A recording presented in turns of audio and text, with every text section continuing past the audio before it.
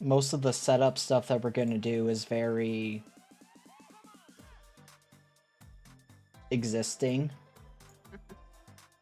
Oh, why did it open up on that side?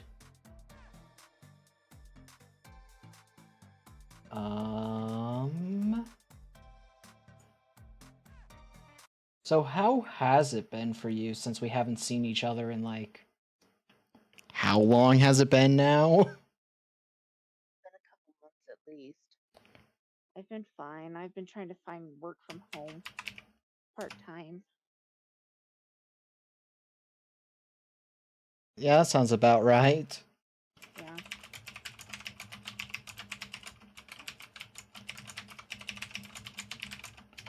Running a game, so I won't be super attentive to chat. Manually unpinned at the end of the stream.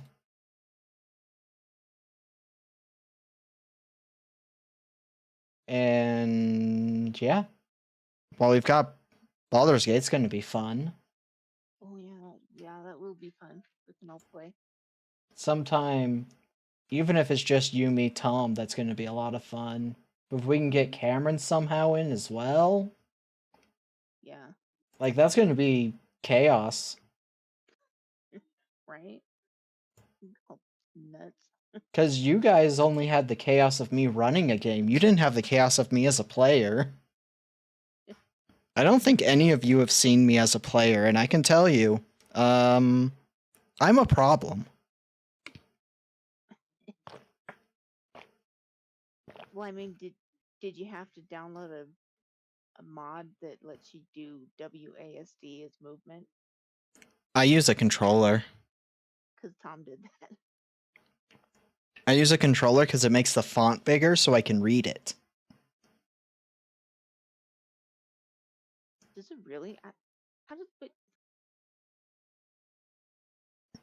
I can't tell you why it does it, but it does it.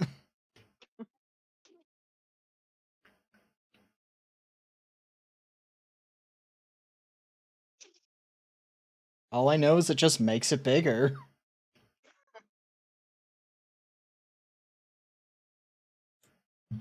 So naturally I use a controller because I like being able to read what I'm looking at because I have shit reading ability.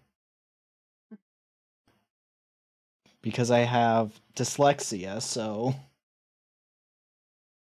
I need all the help I can get.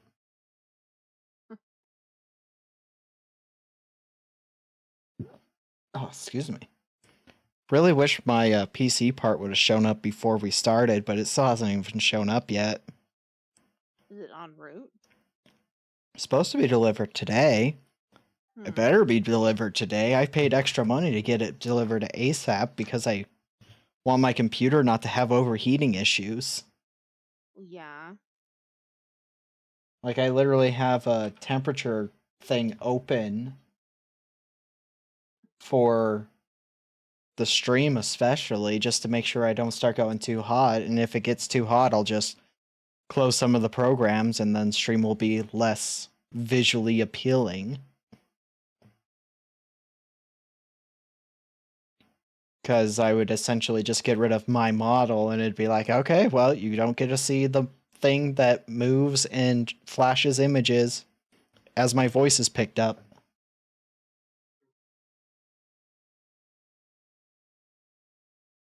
It is what it is. It might have gotten delayed because of Christmas. Yeah, but it says it's on its way. Like, it literally is. I'm not gonna stay the city or the state we're in. Yeah, that's probably smart. But yeah. So we're just kind of. I mean, because it's the fan I need to replace, because mine is shit.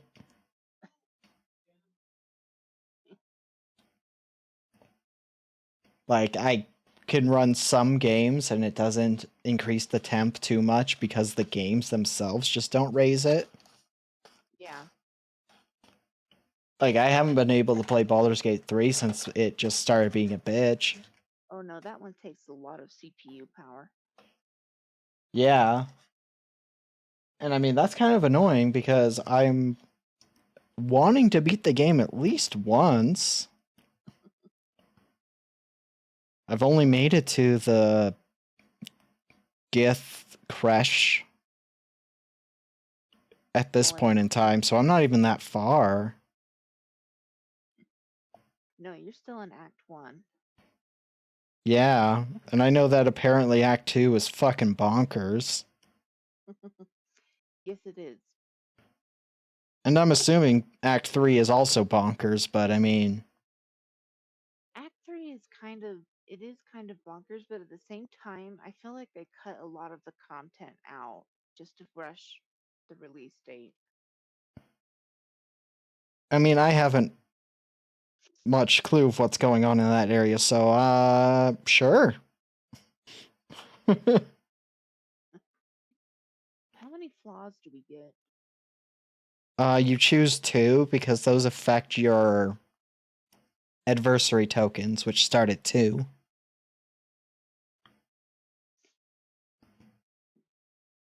Since Tom's doing other things, I'll just update his character sheet with those. Yeah.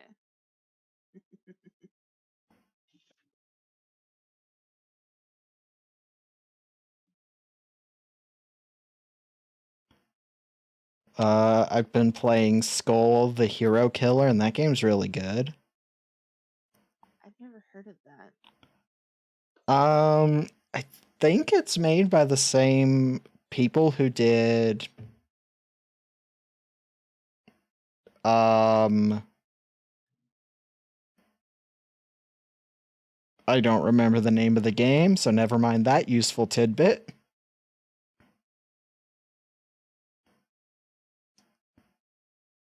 So, but it's one of those roguelikes, but it's more of a Castlevania style roguelike. So side scroller, and you essentially change out your skull and it gives you new abilities, different powers. And there's a bunch of them.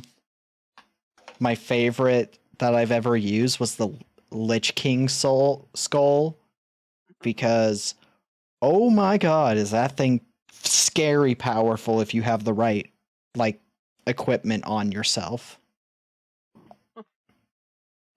Cuz I had a bunch of items that increased magic power or magic damage, and all of the attacks that the Lich King does is magic. And a handful of them cause just spells to go off randomly. Well, not randomly, there's like timers and such. So I'm basically just a floating Lich King walking around, magic's going off, and everything is dying. I mean, it's not as easy as just walking around. You have to actually pay attention to how do you play, but that build carried me through the game.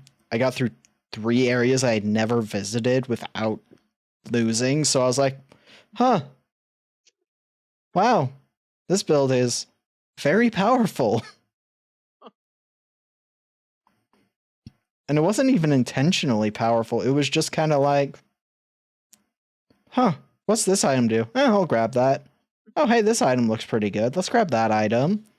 And all these other things. My my favorite thing about what we're going to be doing today is I literally just had to make it all up today. Because I was like, well, I don't know what we're going to exactly do for this, but we need to do something.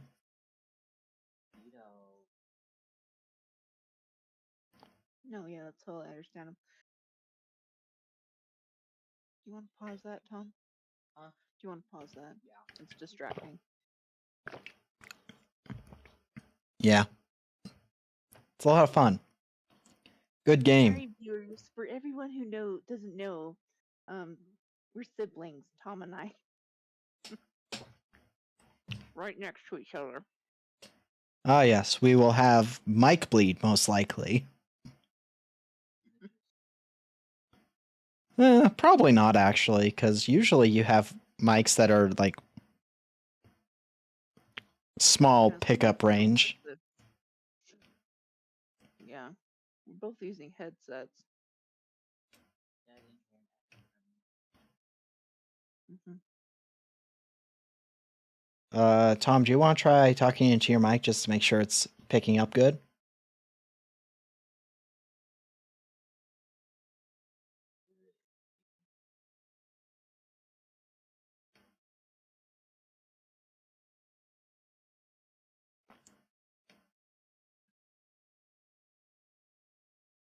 Don't look at me. I can hear you. You're right next to me. Yeah, you're not coming through on Discord. Hmm.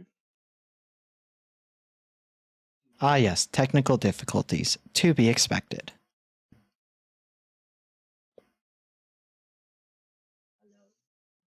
Hello, it's me. I keep forgetting that anything I pull open on the monitor 1 shows up just on stream because I have the Roll20 open. So I just like pulled open the chat just on the main screen. Was just looking at it.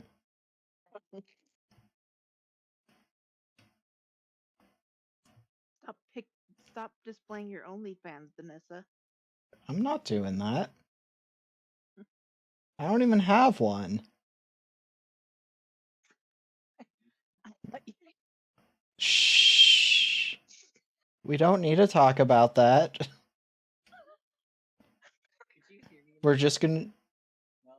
No, I'm only hearing you through Bag's mic.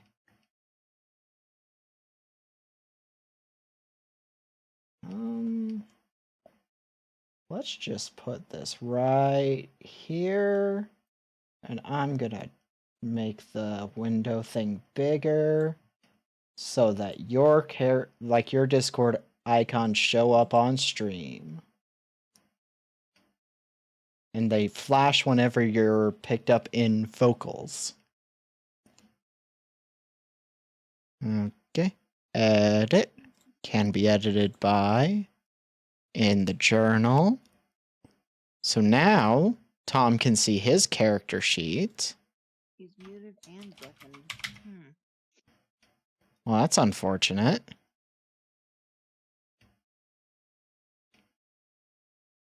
Tom, are you sure you're not just muted, like, and deafened in the group chat in Discord? I mean, it looks like you are one of them. Hmm. No. Okay. Have you tried plugging it in and unplugging it again? It's a wireless set. That's not gonna work. I mean, I literally have headphones plugged into my microphone because I have like a fancy mic. Excuse us for being poor. Okay. He's just gonna join from his phone. I mean, as long as he can see Roll20 and use Roll20, I think we're good. Regardless if it's phone or laptop or whatever. Yeah. Cleo, don't look at that. Me? I forgot I changed it. I need to go back and change that. Oh, you just realized that you're still using Up Yours as your name on Yeah. Discord? Yeah. Oops. Just making sure I'm on the right thing. That's all. Okay, there it you is. go. Now we can hear you. I'm here. Don't worry. Yeah, only thing you need to do is just set up your character sheet. And then we can essentially start. Let's see. Should I put down for skilled at is marksmanship, That works. and I'm wondering if I should put like clumsy. I mean, if you want to do that, you can do that. I think that's so funny. You might have to turn Not the mic this one. down. Not this one, right? A new character sheet. Okay. No. There's one that's already done that says Tom. That one you can just click on and edit now. Okay, There you cool. go. Okay, I'm gonna have to close my model off stream to try and save CPU heat.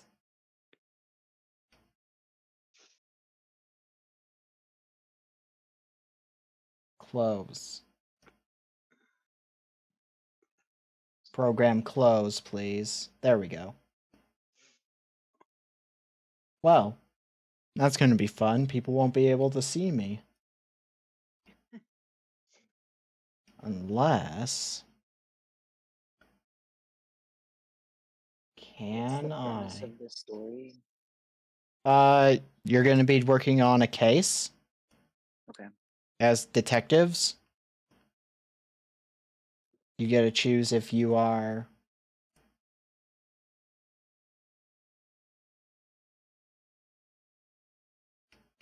um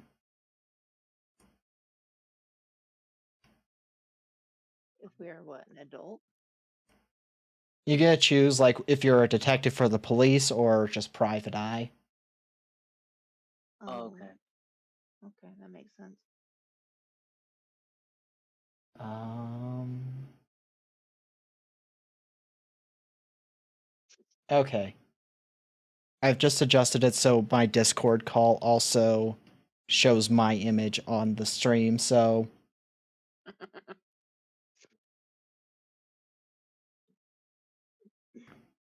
that means that at least they can see when I am talking. That's good. Because the picture just lights up, doesn't it? Yeah, it bounces and lights up. That's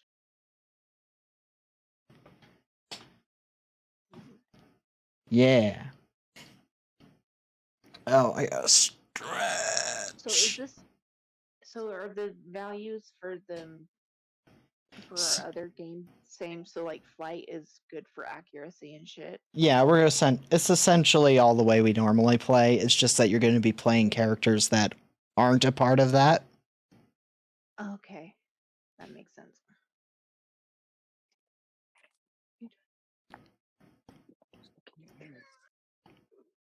As essentially chaos is going to happen.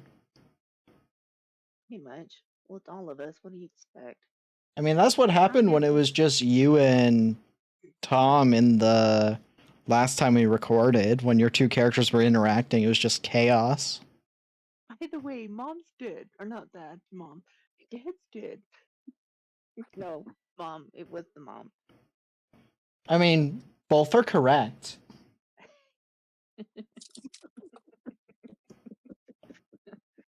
You're not wrong on that one.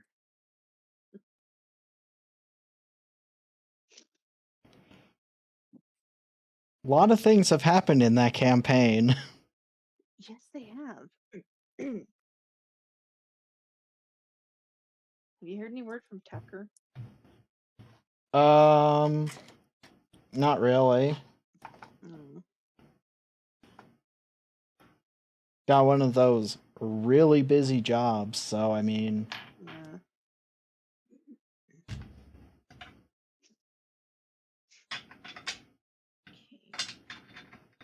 Think. Yep. Okay, I should be good to go.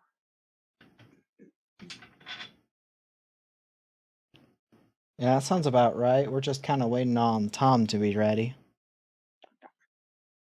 I'm here. I'm just going through the thing. Do you need help? So you need two. You need fear. You need two. No, You need 3 two strength. flaws. You'll get 3 strengths. One of them is predetermined, which is skilled at. Okay. And then you fill in whatever that at is. What did you do for skilled at? I got heroic, protective, and I'm skilled at marksmanship.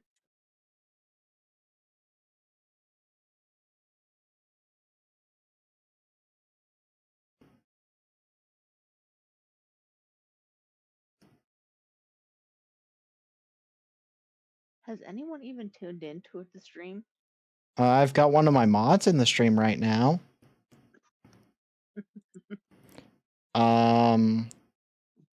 If I pull open the Firebot, which is what I use for a lot of things in the thing, it looks like there's also a viewer.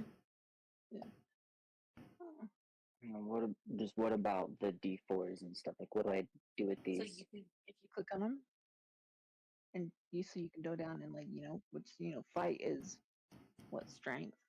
You How hard don't you hit. you don't need to do anything, Jazz. I was just answering a question.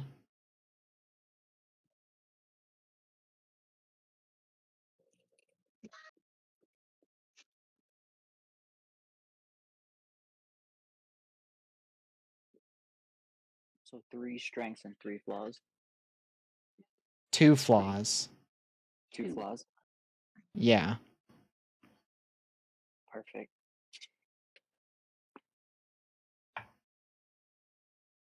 Are we echoing? Not majorly. Okay, because I turned the microphone down. I mean, we're gonna have like a rough audio setup anyway, Yeah. so I wouldn't worry about it too much. Okay.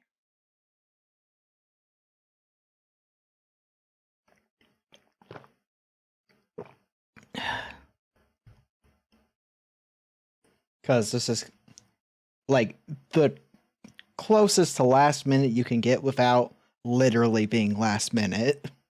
Pretty much. It's like for like the 4. No, that's not 4. With this 6 skills and the D4s and all that, you can So like I picked flight because for my D20 because if I'm a marksman, it's higher because I'll have a higher chance to hit. Yeah. And brains is how smart. Is grit how much damage you can take? Essentially, yeah. Charm is charisma.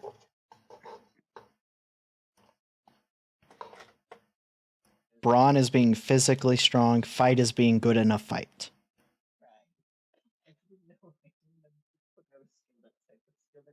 You still-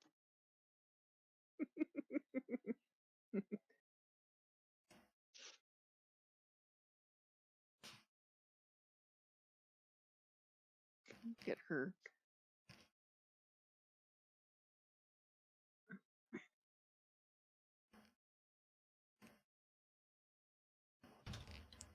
Ow, my shin. Well, then stop hitting your shin. I mean, that's what happens when I move around and my leg is more forward than it usually is. Got a desk with like metal. Yeah, they have to all be different. So you only get 1 D20, 1 D10, 12? A D20, 10, 12, 10, 8, 6, and 4. 4. Okay, we're good. We're good? We're good. All right. Now, as I have said, that you will be investigating a case that, even if you are police detectives, it is unofficial. It is off the books investigation. That works perfectly because one of my flaws is being disobedient. Okay. So you're doing police detective. What about Tom? All right. So we got private eye and we got police detective going off the books. Doo-doo. Maggie, do you have a specific thought on how you like why are you taking on this case? Was this like one you've already thought about, or is this something that you're just like, whatever, as long as it works? What'd you say? For the case that you're going to be investigating, do So you have I was a taken off the case. you were taken off the case? Okay. I was taken off the case, and it's a personal vendetta now. Gotcha. Okay. Well,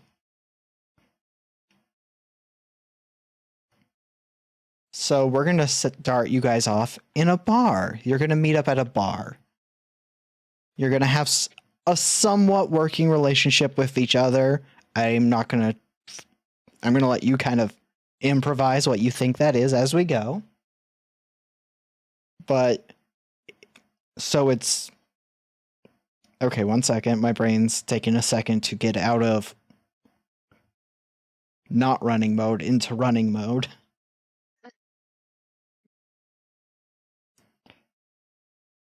It is cold outside. Winter is kind of coming around. You're in a city. Edge City is what it is called. For those who don't know, Edge City is essentially New York, but more cyberpunk. Okay. So think neo-noir is kind of the vibe we're going for. Ooh. It's cold, wintry, it's been snowing nonstop, but it's warm enough that the snow is slush. It's not snow, it's slushy. Wet, gets all like sticks to your pant legs. It's cold, it's damp, and it's miserable outside, but you walk into the bar and it is warm, full of life. There's like the bartender, she's just behind the bar, obviously serves drinks. Which one of you is already at the bar and which one of you is showing up? I'm already at the bar trying to drown my sorrows in whiskey. All right, so as soon as Tom, does your character have a name or is it just going to be Tom? This is Tom. Okay. So, Tom, as you walk in, the bartender sees you and then preps your go-to drink. What is your go-to drink? Gin and tonic. All right. Gets a No, gin and tonic, gets it set up and sets it Or vodka soda. Yeah, gin and tonic. gin tonic Yeah. and sets your glass down next to is it Desi? Yeah, Desi. Desi, who is you work with them enough just because you have similar fields, even though one's private, the other is social, or like social, what's it called? In other words, I have a badge and he doesn't. Yeah, pretty much. And they are just drowning their sorrows. Have you seen them drink like this before? Yes. All right. I'm going to assume you sit down next to Desi and what you guys do. Let's see.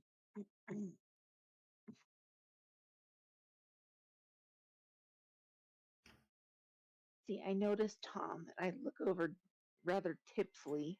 Tipsily. Is that the word? Yeah. They took me off the case.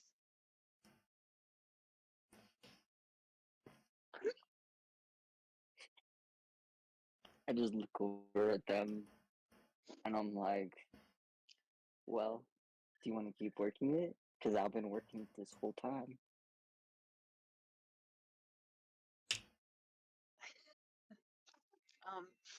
Yes. Yes, I want to work the damn case. And show those ass wipes And then how I good of pull a out, detective I am.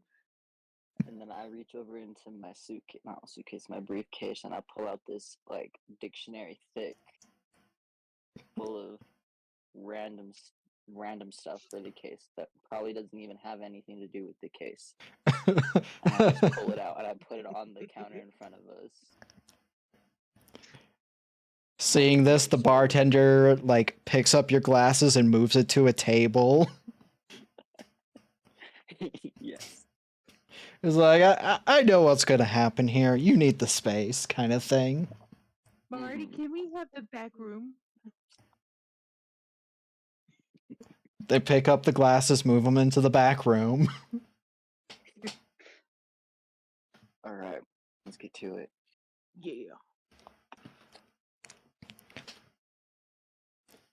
So I open up the dictionary size folder and I just start spreading out the paper. Okay, so some of the first like clues are because I'm imagining that you just always put it in the right side of the folder if it were open when you get new information, so you know which is the newest and what's the oldest. Mm-hmm. So like some of the first things you pull out is like clippings from newspapers, woman found dead underneath bridge, and then it's like 7 a.m. Well, 0700 because they use military time for these reports. And a lot of them are like, police don't release the autopsy report for the early stuff. You probably use connections to Desi to get a copy of autopsy reports, though, so those are a part of your evidence. And essentially, there's been like this trend of women showing up dead underneath bridge like structures. Not always like the big bridge of Edge City. Sometimes it's just, oh, there's this overpass. That's kind of bridge related kind of thing. So there's in total, how long has this case been going on? 6 years.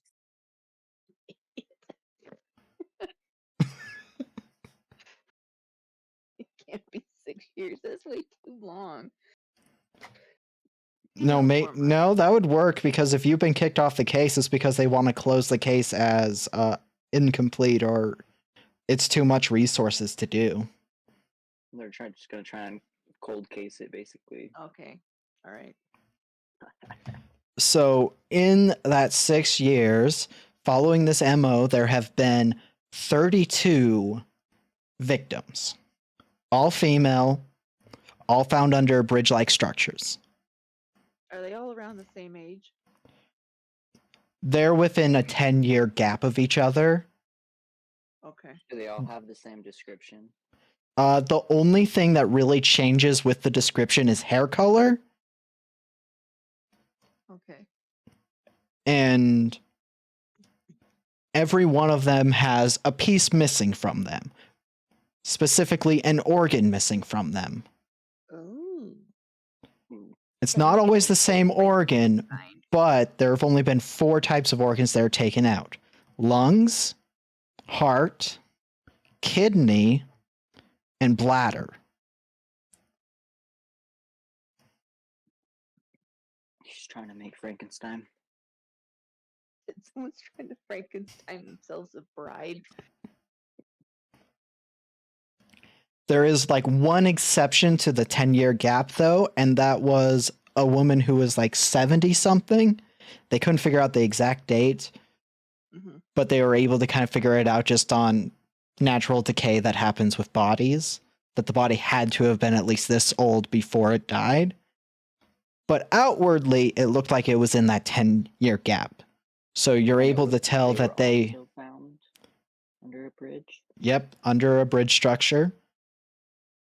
Basically, the only thing this information has really given you is they don't know the age of their victims. They're looking at their victims and being like, this is my group.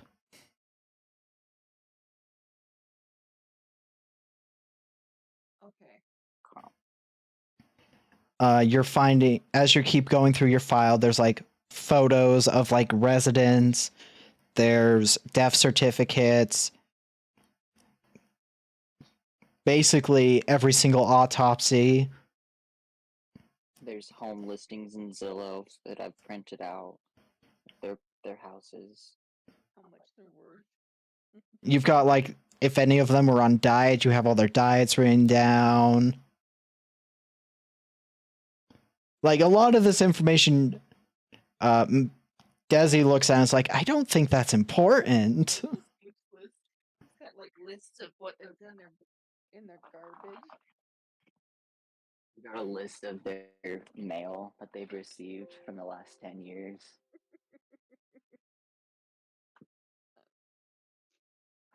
Just a bunch of strange things, essentially.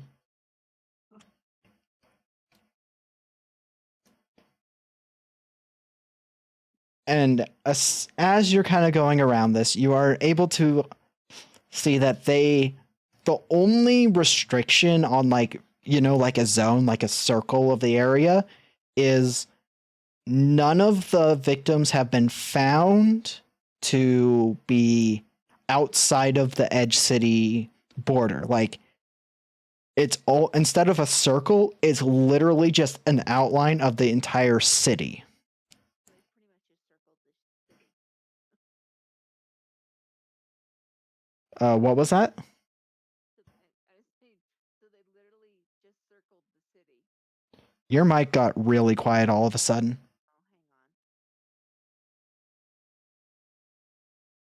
Oh, hang on. How about now? It's a little better. It's still quiet. Now? That works. Okay. So, like I said, so they pretty much just circled city on the map. Yeah, like, it's that weird thing where like it's literally just a border around the entire city, which isn't like a perfect circle. But there have been like locations literally on the line of going out of the city. Okay. And this is kind of information you've already known because you two have been working on the case essentially since it started, within like the first 6 months, essentially. Tom, you're muted. I had to let the cat out. I'm sorry. Is there any cases that sort of connect and follow like the other cities around? In all of your research and reaching out to contacts you have out of the city, none of them have had the organ aspect of it. Some have been like, well, we've had these amount of kills that are specifically under a bridge, fitting the description of the bodies, but it doesn't have the removed organs. So it's similar, but not the same MO. Okay. Hmm. Come here, Cleo. I've got to come sit down.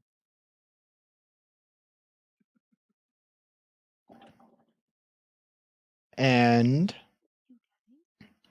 are there any other questions you have about what could be in this like docket, essentially?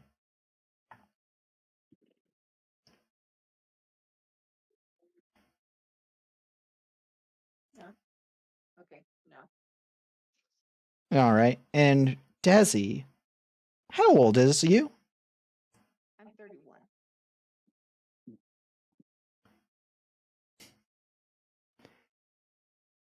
As you're kind of sitting here, all having this conversation, it kind of just dawns on you that Desi looks like the victim type.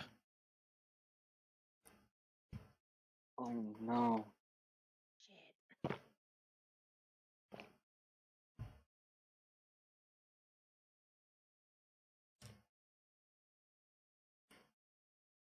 And what would you guys like to do? Tom, is it just me, or do all of these victims kind of vaguely resemble me? I don't know, do they? I don't know. I don't really see a connection between you guys. I mean, kind of, but You see, this is why you're stuck as a PI. I retired 6 years ago from being a detective, thank you. I have my pension. I'm just doing this because I love the families of the cases that I follow. Retarded dum-dum.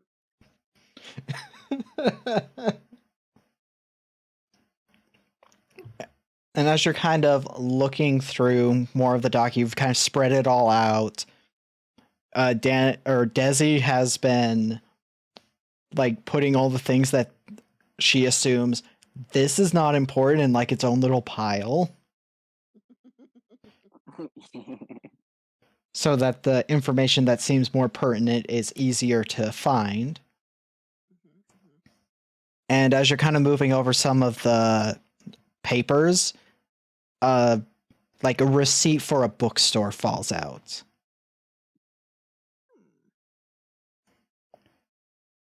And you don't really see how it's connected to any of the information. Because I pick up the receipt and say, Tom, is this yours? This get mixed in. And I snatch it out of her hand and I say, "Don't look at that. That's my personal books." And it's a receipt for an occult bookstore in the area. Maybe 5 blocks away?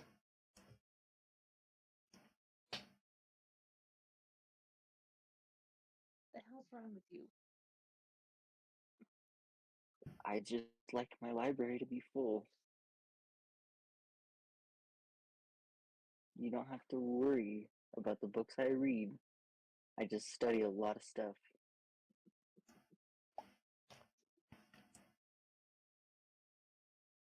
Now the question is, Tom, why were you looking into that specifically?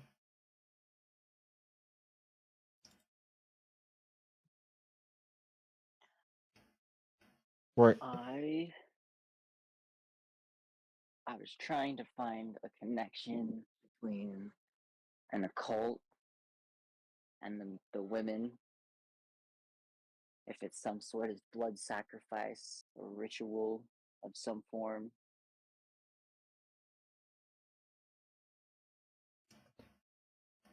okay.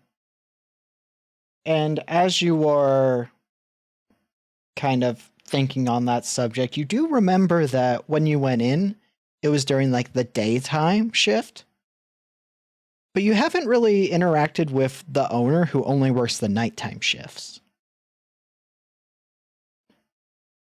And you know that they've owned this specific occult store for about 3 decades now.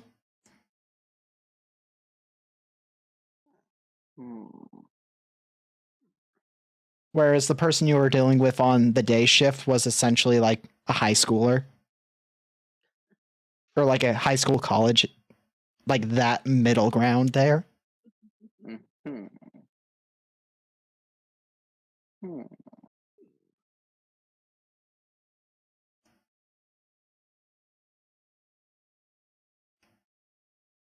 Okay. I think Did you find any connection between the occult and the murders? I was reading in this one book about a specific sacrifice that took specific amounts of different organs. And I also think that we should go back there and talk to the owner because they've had that store for a really long time, and I think that they could give us a little bit more information on the specific occult studies of that blood sacrifice. Okay. Let's go visit the bookstore. And I turn right around and smack right into the table. Maybe we should go in the morning. Well, actually, maybe we should go tomorrow evening when you're sober. I'm not drunk. I only had 2 whiskeys. The table ran into me. All right, well, let's go then. If you think you can go, I'm driving though.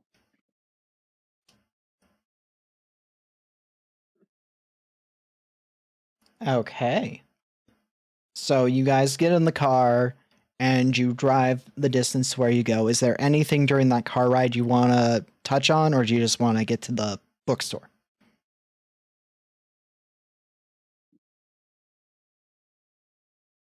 I have the book in the car already that I found, the sacrifice. Take that with us. Okay. So you guys get to the bookstore. I'm assuming you just like tuck the book under your arm as you walk in.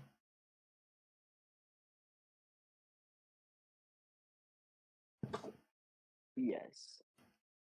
And as you walk in, you see that there's like books. It's essentially a library, like a personal library is what it kind of looks like on the inside.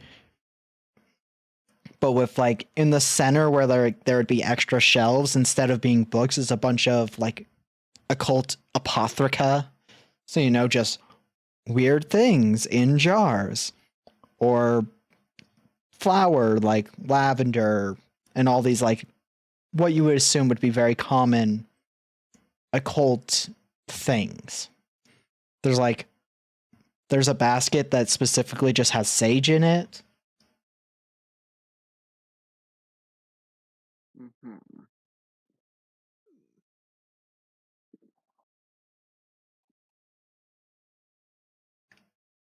So I walk up and I start looking around at the knickknacks that are in jars and the weird stuff that are all over, and I tell Desi to come over and look at them. Tell her how wild they are. All right, both of you give me a brains check. Your goal is to hit a 10, and if you hit a 20, something else.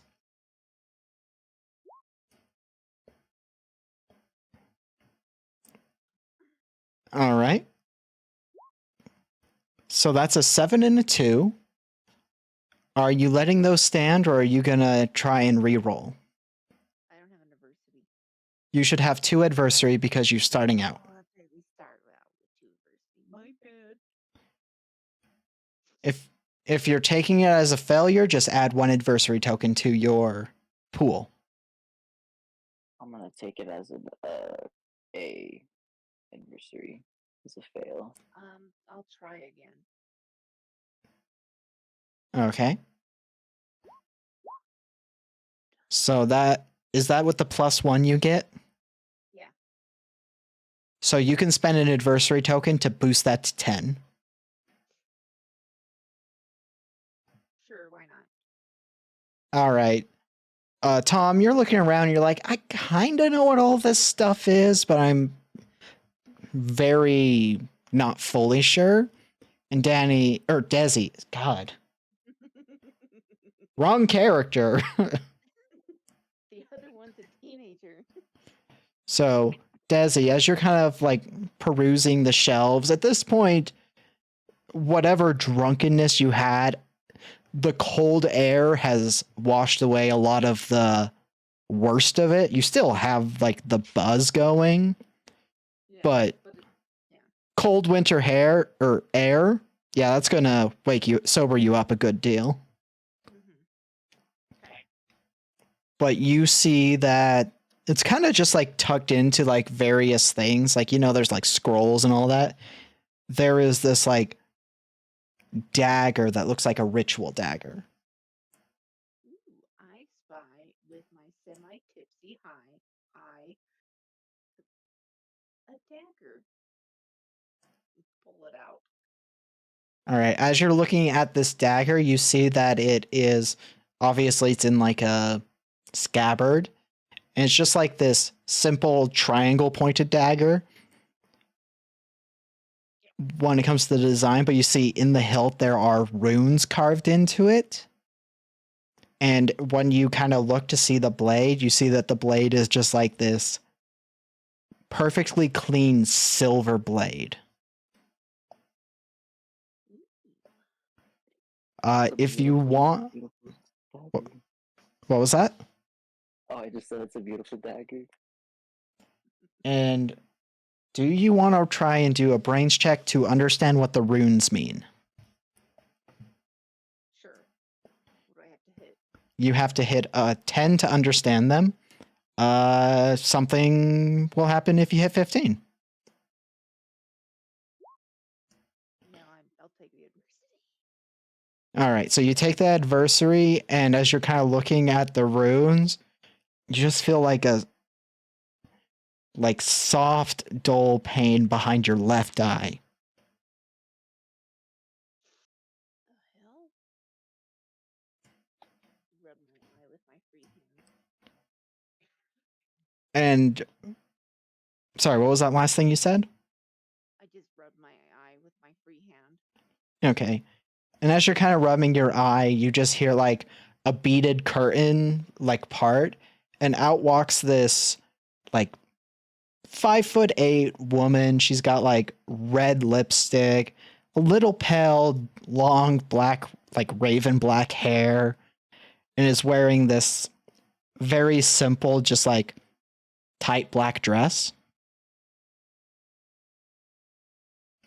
Is it Morticia? No, she's got like black skinny jeans on, Oh, okay. but also like the so it's leggings. Let's say leggings. Leggings makes more sense. I was gonna say, wasn't she? Didn't you just say she was wearing a dress in this film? No, I thought you did. I thought she did. no. She said that she had long raven black hair. Oh. I know. I also was tuning into that part, thinking that she was gonna say dress, but then she said raven black hair, and I was like, "Oh, okay." I'm retarded. And she just kind of walks up to you two. Is like, well, I see you have found one of the more peculiar items in the shop. Yeah. What? Do you know what these runes mean? And she just kind of like reaches around and like rubs the runes, like holding your hand as she rubs the runes with her thumb. Is like, oh, I mean, I know how to read them, but I can't read them unless, well, if you want to read them, you would have to soak it in your own blood. Oh. Yeah, right, lady. Hey, you can choose to believe or disbelieve. Who am I but the owner of an occult shop?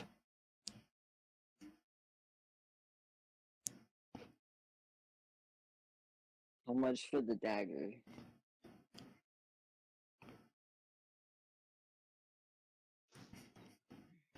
Well, this one is. It'd be about $6.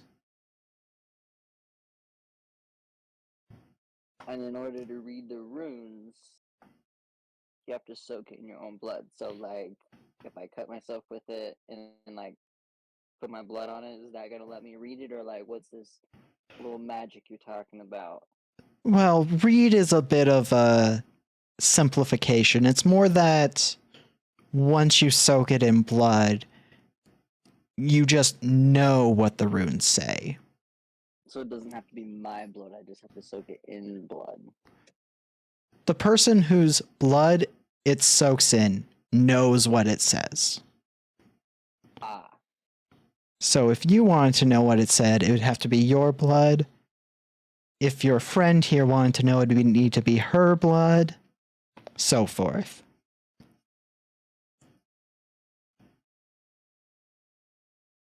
interesting. I don't really understand how that works. Well, that's the fun thing about the occult. It just works. At least the true occult stuff. So if it's a true occult stuff, why is it $6? That seems pretty cheap for a dagger, Well, especially in an occult shop. the thing is, the cost isn't just monetarily, it's you using it. All occult has like a physical cost. That's part of the reason the price is low on a lot of things that are more true occult, because as I have been one to learn, the more you charge for something, the more likely people are to abuse it once they get it. But the cheaper it is, the less likely they are to abuse it because they doubt it's even real.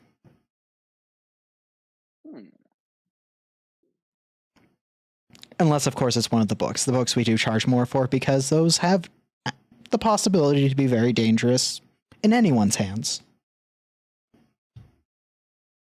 That reminds me, I was in here the other day and I bought this book and I was reading up on some studies in the book and I just had some questions about this one specific blood sacrifice type ritual. I'm not sure exactly what it means, and I thought maybe coming back here and asking you in person would be helpful. I'm gonna need a charm check from you. You're gonna need a hit of 5 in order to get some help.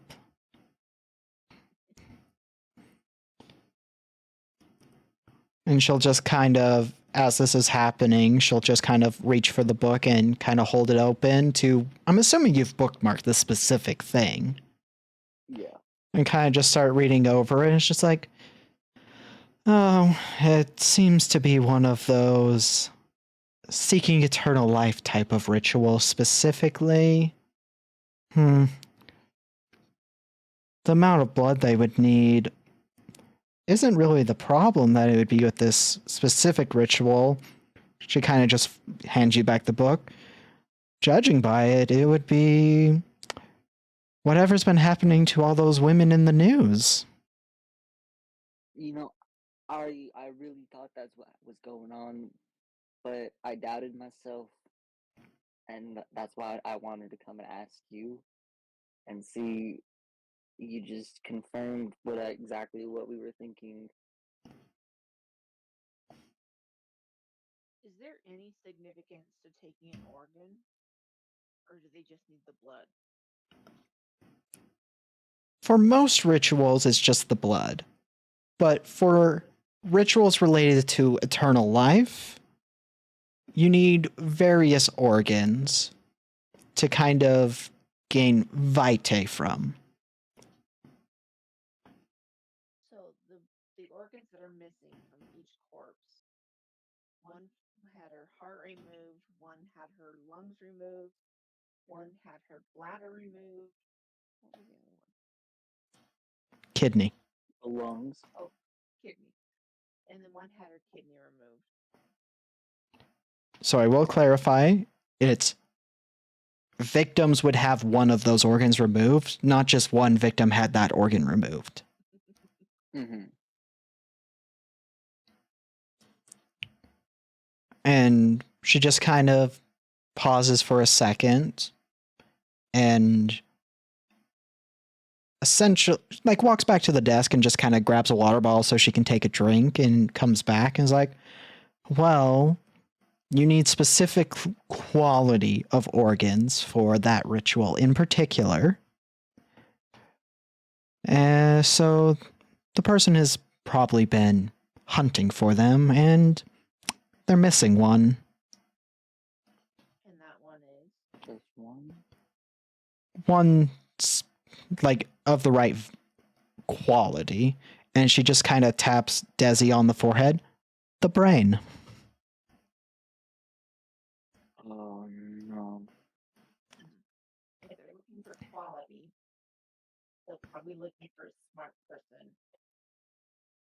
Not intelligence, it's more the essence.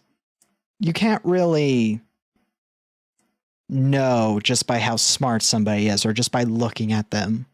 Until you have it, you won't know. And I would like both of you to make brains checks of 8.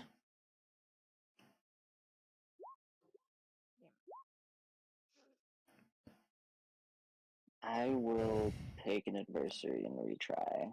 Okay. Don't think we'll be able to do it, but If you can choose to spend 2 to just bump it to 8. okay, I'll just do that. Okay, so you do that, and as she's saying this, you just kind of, Tom, you in particular, just kind of pick up on a vibe that she's far more aware than she seems about this specific concept. You know, ma'am, you know a whole lot about this. Um, is there any reason to believe that you might be involved with this kind of stuff? And she'll just kind of put her hand just like on your neck, putting her thumb just like right below where your pulse would be. It's like, I have owned an occult shop for 30 plus years at this point. And one doesn't own an occult shop without picking up a few things. And you just feel like a slight warmth radiating from her thumb. And then she just kind of removes her hand. And you watch as she kind of grimaces and she's like, sorry, old habits die hard. No, shit happens. Okay.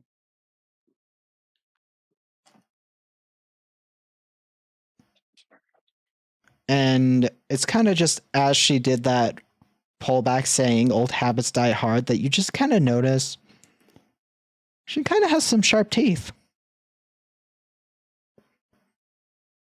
She's kind of scary. Like razor sharp? More pointy than a canine would be. So not like noticeably sharp, but if you pay attention, it's clearly sharp.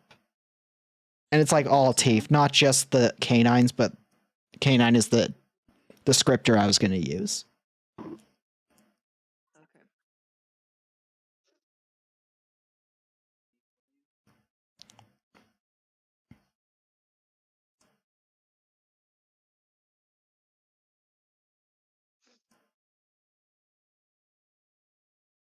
Well, is there anything I can help you two with, or? No, ma'am, I think you've answered all of the questions. I think we'll get out of your hair now. And how about you? And she's looking at Desi. Not at the moment, but if we find anything else out, we'll be back if we need help. Well, I look forward to seeing you again. And as she kind of returns back to her desk, she just kind of drags her hand along your shoulders. Major creepy vibes. Yeah, you're not the one that got touched a bunch. That She me. just touched my shoulders. She grabbed my neck. That was weird too. Like her hand was strangely like odd.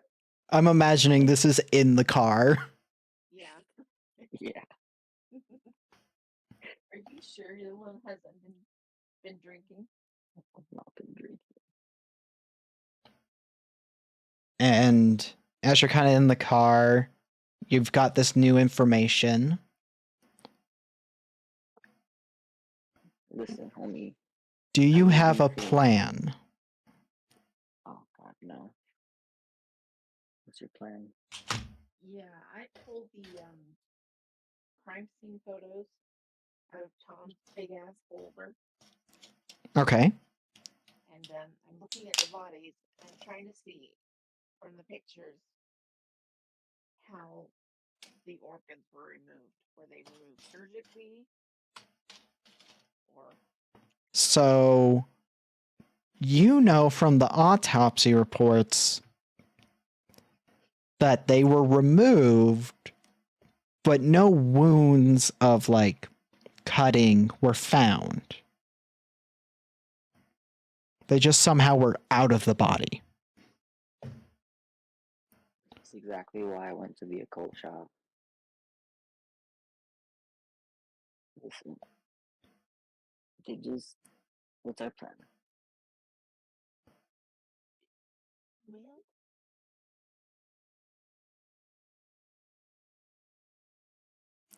I say to go to last murder victim, the spot where they were murdered, and see if we can't look around a little bit more.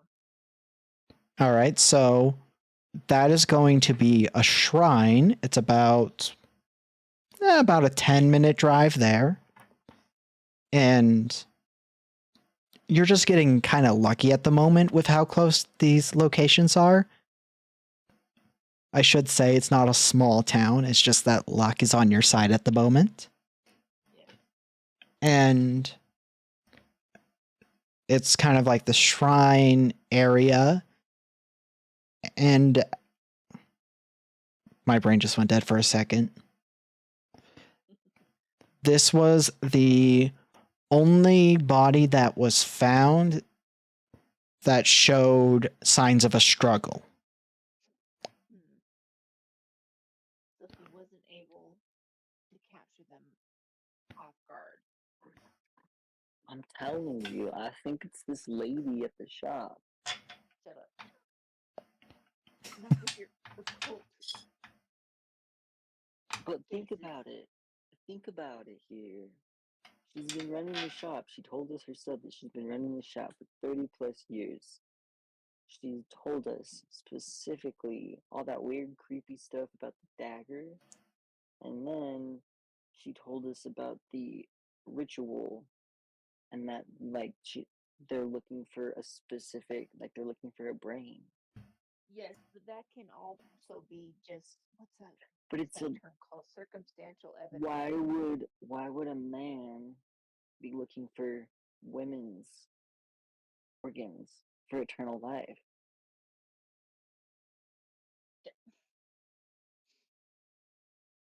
I'm telling you, this lady that's running this shop for 30 plus years, she looks like she's in pretty damn good shape for running that shop for 30 plus years. She doesn't look a day over 50.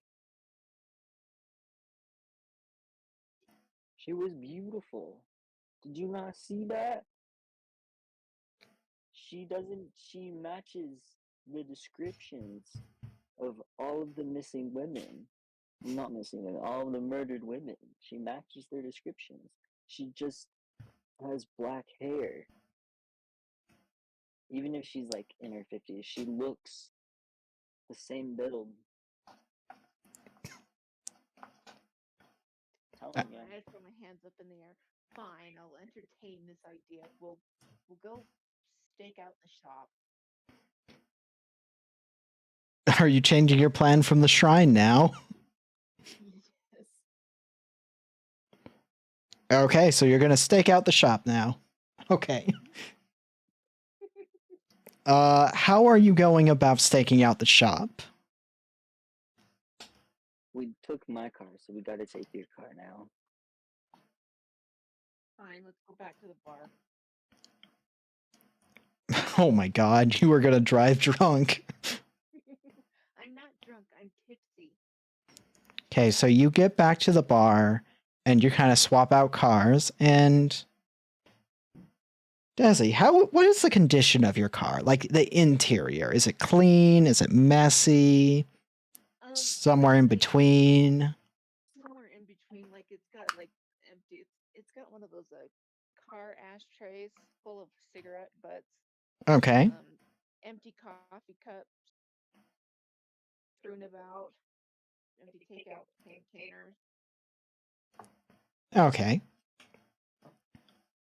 So you kind of get into your car and it smells a lot cleaner than it seems like it should. It's my car. And you kind of go to stake out the occult shop. Yes, I try to park in the darkest area possible. Okay, go ahead and give me a brains check for this one. Okay. We're going to say 7. What did I get? 5?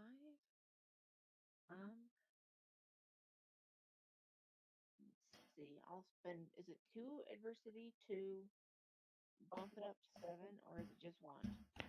So it would be 2, and let me look at your strengths. Yeah, it would be 2 for you. Okay.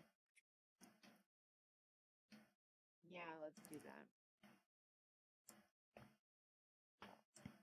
that. Okay, so you bump it using your adversary to get a 7. And you start staking out the occult shop. I would like both of you to roll a brains check. You're trying to hit an 8. If you hit a 15, there'll be extra. What is with you and all these brain checks? You're doing an investigation. I know. Holy shit, Tom got it. All right. So, Tom, as you guys are kind of watching this, you notice that Desi is kind of like fading in and out of focus.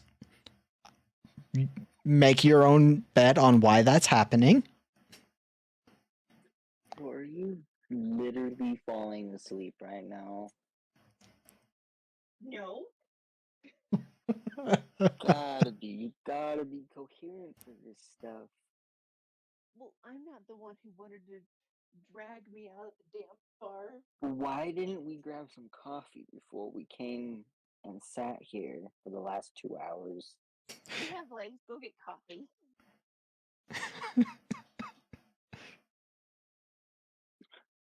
I like to imagine Desi kind of looks through all of the cups and the cup holders like, hey, there's like half a thing of coffee in here. It's cold though.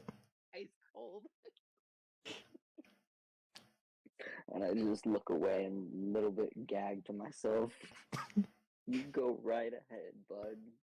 And you kind of see around, after you've kind of calmed down from this slight argument, the owner of the shop kind of just goes out and she's leaned against the like front of the building and is just smoking a cigarette. I said you should go smoke with her. I'm just kidding. Are we far enough away that I You would need that you would need. some kind of ocular device? You can see them. You just can't like. You're not close enough to hear, obviously. Oh yeah. Okay. Look, there she is. Stop looking at me like that.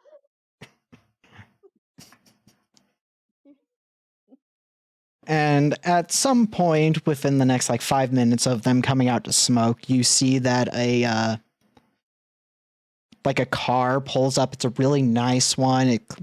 And somebody gets out from the back seat, and they're this like 6'2" like guy. They're wearing like this really nice pressed, well, not pressed, but like this brand. It doesn't look brand new in the way that it looks like they just bought it so they could wear it. It looks like it's brand new in a way where they just like to have nice, clean suits. Can we see the license plate on the car? Well, I think you know what type of check I'm going to ask you to make. Right? Yeah, you're going to have to make a 5 in order to get it well enough that you don't mistake things. Okay, roll 20. Don't fuck this up.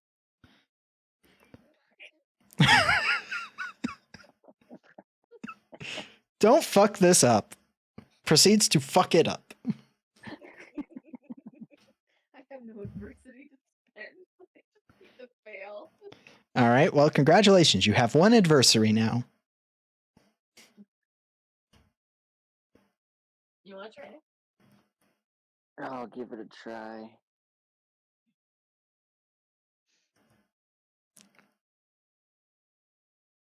Look at me. What is your brain? Is it D20? D20. Well, somebody's good at investigations. That just makes me think of, this is a tangent, but when we were doing the first session with Tom, well, the only session we've done with Tom in the recordings, Yeah.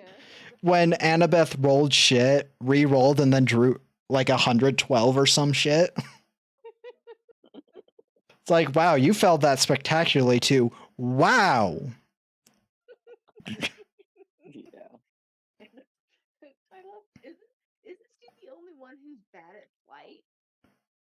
Yeah, she's the only one who can't run. But that was that was like a fight check, I think, which she's good at.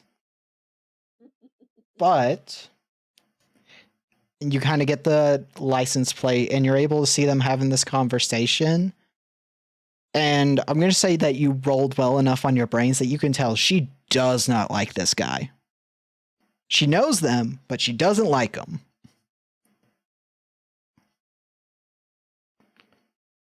And the conversation goes on for about 10 minutes, more or less. And there's like an exchange, like an envelope is given to the man, and then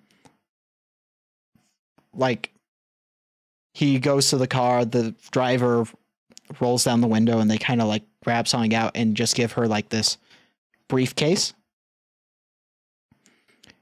And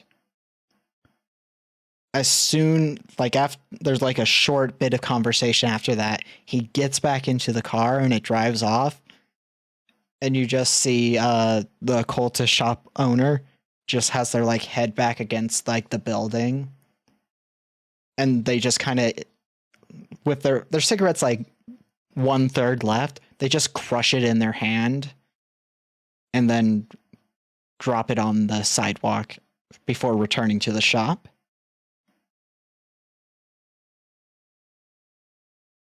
With their briefcase. We need to get our hands on that briefcase. We need to get that cigarette. But we didn't leave any DNA, so why would we need the DNA? Well, I mean, yeah, okay, we could get the cigarette. I agree. We need to get the cigarette. We need to get the cigarette. We also need to get the briefcase. Okay. I imagine that Tom just has a bunch of baggies in like his pockets. I do.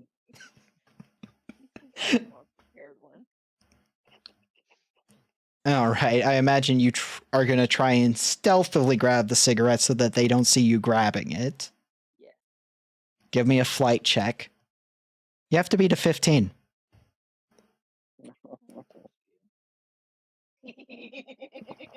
Did I do a good enough job? Well, only one of you could make that check. Oh, shoot. My bad. When it's a stealth style check, only one of you can make it, because if one of you fucks it up, you both fail. That makes sense. My bad. So I'm going to give you that one because I didn't clarify it sooner, but there's your heads up for the future. Okay. So you successfully get it. It gets squirreled away into a pocket really easily. What's your plan now?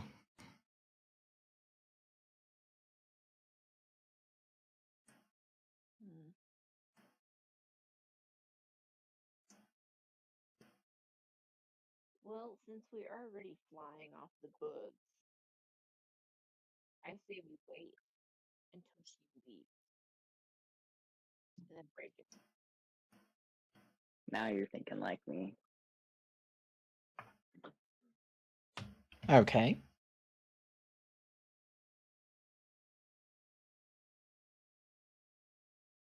So you guys go back to your car and you continue to wait. And it's like 5 a.m. So it's winter, so you've still got like 3 hours until the sun comes up. But they kind of come out and you see that they've got like this big, well, not big, it's just like one of those like accentuates the figure types of winter jackets that women wear. It's got like the fur lined hood and they've got the hood down. And as they're kind of walking out, they light up their cigarette, like another cigarette, and start smoking as they're walking. Okay. If you want to tell them, you're going to be doing stealth checks, which are flight. Let me handle this. Okay. I just casually grab my lock picking kit out of the glove box. All right, so are you trying to get into the building or tell the person? Let's see. Get in the building. Does she have the briefcase with her? She doesn't. Okay, then we're trying to get in the building. Okay, so if you're trying to break in, you've waited until she's far away enough. You're going to have to make a flight check. To pick this lock, we're going to say it's a 12. Okay. Yes. All right, you're able to kind of pick the lock and the door opens and you kind of slip in.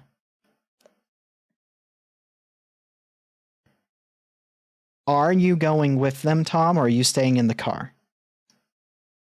I will stay in the car. Good. I'm gonna hand them my kit for breaking and entering. I already have it. I already have one. No, you don't have my kit for breaking and entering, and What that is has all of the stuff that police use, but in the way that criminals use it. So it's got a lock pit set, a flashlight, rope, gloves, No, it has ski mask. no, it has like baggies and like So you mean a forensic kit? yeah, basically, I guess. It's got like one of those like kill kit type things. Okay, so I took before I went in there. I guess I took a couple of baggies and a couple of pairs of gloves. Okay. So you enter the shop and it's, it's dark. It was locked, but you did notice that when you were coming in, it was a be back soon, gone to lunch kind of sign on the door. So you have a limited amount of time. Yes. Let's see. I am going to check first behind the counter. Okay, you check behind the counter. You're able to see there's like the cash register, the till, that kind of stuff. There's a safe. You see that there's like a few water bottles. There's like a mini fridge. You open it up and it's literally just water bottles. Make a brains check. We're going to say 7. Oh, I'm good. All right. So you kind of look through as you're about to close it, you're like, wait a minute. And you kind of move some of them out of the way that are on the bottom, or no, on the top. And near the back, you see that they're the same kind of water bottles. And these aren't like they went to the store and bought like a 20-pack of water bottles. These are like, they filled these bottles with water from like a sink or something. But there's 2 in the back that you notice are this dark, reddish brown colored drink. Okay, I'm going to take my phone out and take like 1 or 2 pics of the bottles. Okay. And what would you like to do now? Let's see. I guess I'll look for the office if there is one. Oh, excuse me. So you kind of go into the office. It's those beaded curtains that you heard them come from before. Yes. And it is a pretty clean office. You do see that there's like a singular bookshelf back here, and it's got a lot of very occult looking books, as you would probably expect. You see some various apocrypha. You see like on the wall, there's like a mount, and on that mount is like this broom, and it doesn't say anything. It's just like this broom. It looks like it's an old broom. Like we're talking. I was going to say, does the plaque on the broom say my first ride? No. But it looks like one of those made from twig style brooms. And you see on the desk there is the briefcase. Okay, let's go see if it's locked. Okay, you check it and it's unlocked. Okay. Click, pop open. See what I Okay. can find. You pop it open and you just see these like yellowed brown paper with like sigils and such written on them in a language you can't understand in red ink. Okay. I am going to take 1 or 2 pages from the bottom and carefully put them in baggies. Okay. I need you to make a grit check of 10 twice. Twice. Okay. Okay, that's one success.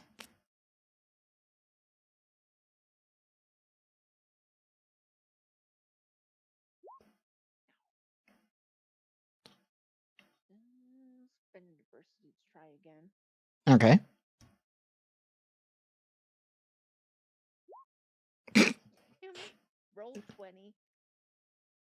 Okay, I guess I'll have to just take the 1. So you take a failure and the second page you grab, even with the glove on, you feel like a burning sensation in your arm, well, your hand, and it goes about halfway up your arm. What the fuck? I just let go of it as quickly as I can. All right. And if you look at it, you see that there's just like these black markings that are kind of like spidering from the palm area all the way up to where like the burning stopped. And like your pinky and your ring finger on that hand are char black. What the fuck?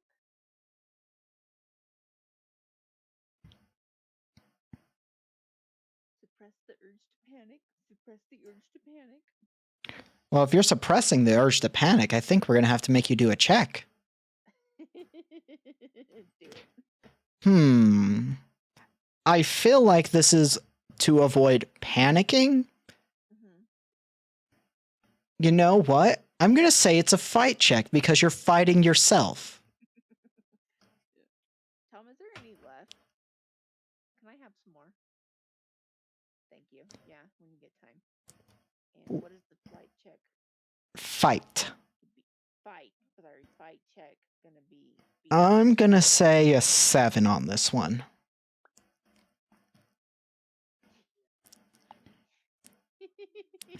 So that's a 6. Yeah, I'll take the failure. You don't want to spend 1 adversary to succeed? Oh, I thought I couldn't. I had to think I had to use 2. So you had 0, so you couldn't. No, I took the failure from the last one. So I have 1.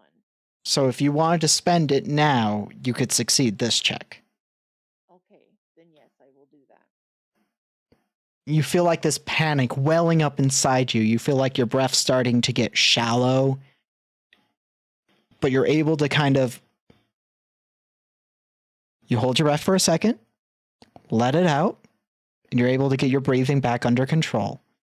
You have avoided having like a panic attack in all of this chaos that's been going on. And you feel like an inkling in the back of your head. Not even an inkling. It's kind of like you hear a voice that's just like, leave. As in, you have the realization you have to hurry. You don't know when she's coming back. Exactly. So I am going to skedaddle. All right, you get out. You join back up in the car with your find. Mm-hmm. And you do notice that when you grab these paper through the bags, no effect. Perfect.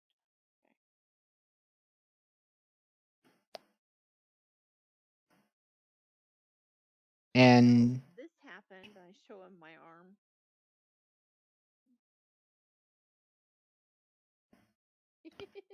so yeah, Tom, you see like they're the black marking and they're like charred black fingers. Are you good? What the did you touch? I just touched the pages with And gloves that- on. Ah, interesting. I'm telling you, this lady, she ain't right. She ain't right in the head. Yeah, you got that right. Just show him. I'll show him the phone, the pictures in my phone of those black brownish bottles. Go ahead and make a brains check, Tom. Do you remember what I said the brains check was last time, Maggie? It said it was a 7, I believe. All right, so we're going to say 7. Well, we're going to say 8 because it's a picture of the item. Well, it's an 18, so you're kind of looking at this and did you have a specialty when you were a police detective? Forensics. You take a second and your brain's just like, is that? I mean, it's the only thing that makes sense. And you're like, that's blood. That's straight up blood. Yep, you see in the picture there are 2 like clear looking water bottles filled with blood. Hmm. She ain't right. Well, even if she's good for these murders, we still don't have enough evidence to get a Homie, warrant. I ain't talking about evidence anymore or a trial. This lady needs to be stopped. Cleo wants to be heard. Get out. Leave him alone. Even if we had the evidence, we couldn't take this trial. We have to stop her because what she's doing. We can't just go guns blazing. I'm not saying we go in guns blazing. I say that we figure out 100% that it's her and then we kill this lady. I mean, what's there to lose? I'm just my badge, the respect I have. Just because you lost yours. I didn't lose my badge. I retired. How old are you? 50. Is that your 57. characters? I'm making my character 57. He retired. You can't retire at 56. Yes, you can. I retired early. They made me. I wasn't fired. I was made to retire. Exactly. I wasn't fired. I was made to retire. They made me retire. They politely asked me to retire. I still get my pension. That's what I matters. wonder why. Is it maybe because you're paranoid? They said I was a little bit neurotic. But Just a little bit.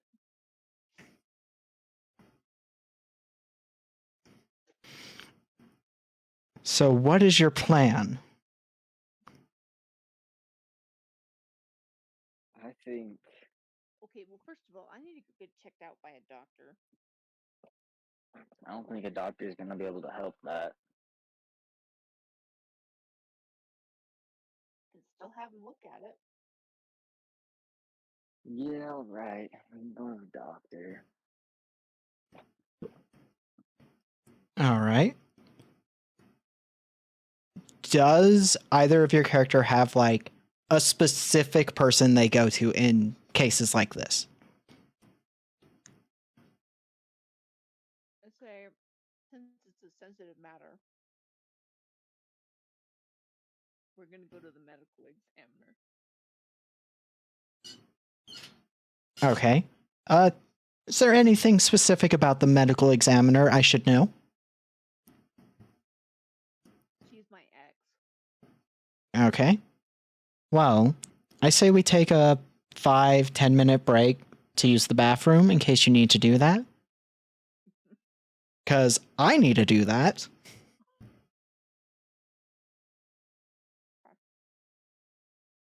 So we'll come back. In like maybe 5 minutes, maybe a little less, maybe sooner. Cool, sounds good. Yeah, I'm just starting some music so people on stream have something to listen to. So they don't have to listen to Tom and I argue. Well, so it's just not silence or you guys arguing, so that they're singing during the silent sections. Alright, I'll be back. Okay.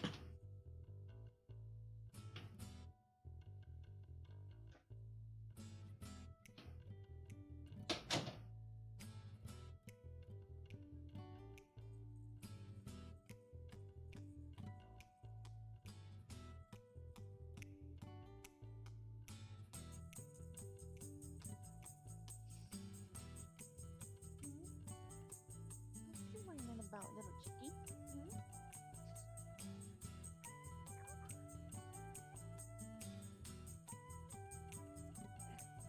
You and your paranoid illusions.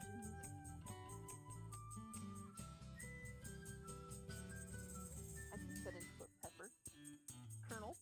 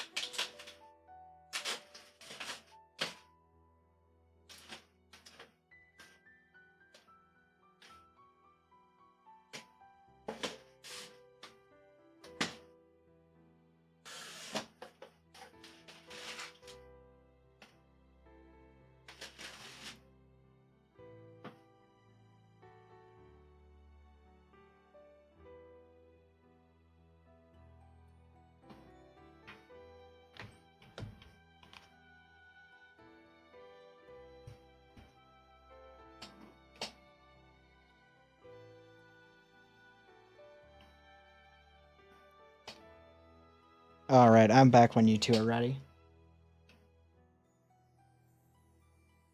Maggie went to the bathroom. I'm just eating my mac and cheese, so we'll be back in just a minute. Okay, no problem.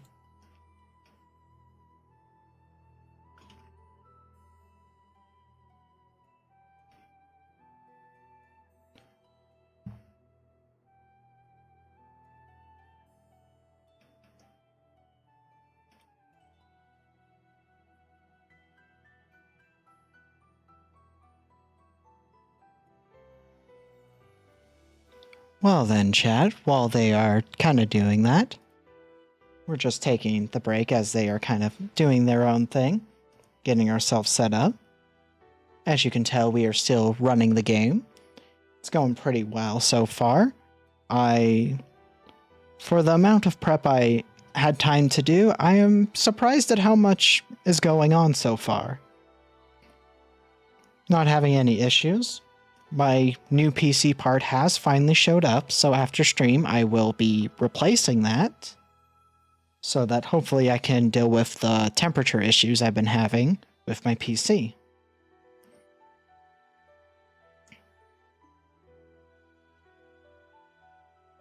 And this was definitely an impromptu stream. I didn't intend to do it, but I finally have been able to get one stream of a TRPG that I've been running.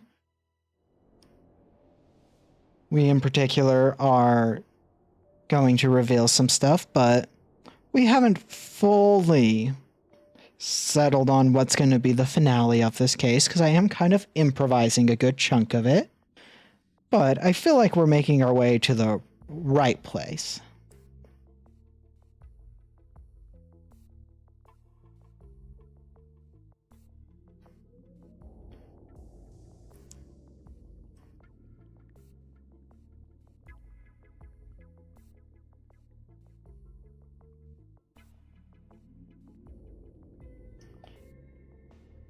And I do say one thing that's kind of sad for me is that I couldn't get my part before the stream, because that would have made it so my model were still on stream the whole time.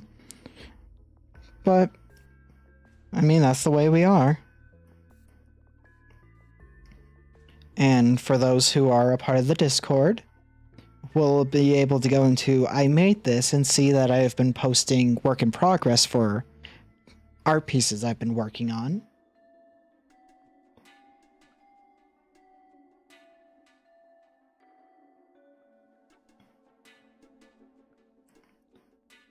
Which are the one that I will be sharing today that is more worked on, you will see is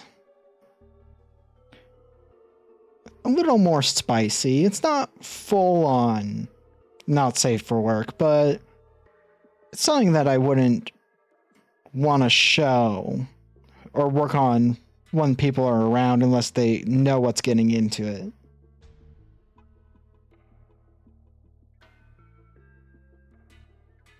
Just kind of existing. I have myself muted in our Discord just so that they don't hear me talking, obviously. And as this is going on, I'm just kind of scrolling through Twitter on my phone and paying attention to the temperature of my PC. Because we are a little hot. We're not at danger zone hot, but no, I'm not super pleased with how hot it's running.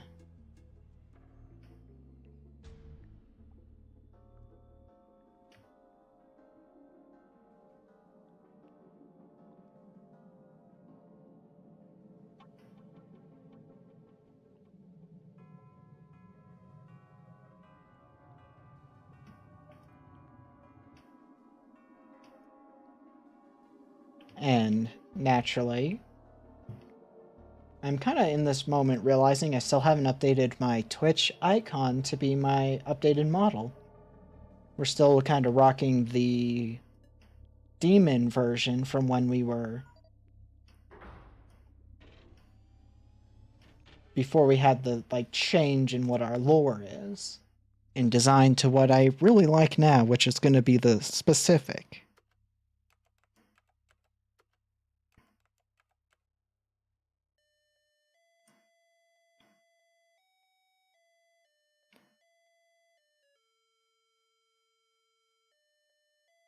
And yeah, no, we're kind of just existing. We're having a good time. They have been rolling a mixture of really good and really bad. But that's to be expected when you play a game like this. The thing about this system, for those who are kind of learning about Kids on Bikes through this, is I have took out a chunk of the game because whenever I've used it with this group or any group, it hasn't really meshed well for my style. But there's supposed to be a powered character, which is just like, 1 second, we're back, actually. Yeah. All right, I am unmuted on Discord. Because I muted while you guys were gone so I could talk just in general. Because, you know, you don't want to keep the stream quiet. Come Um,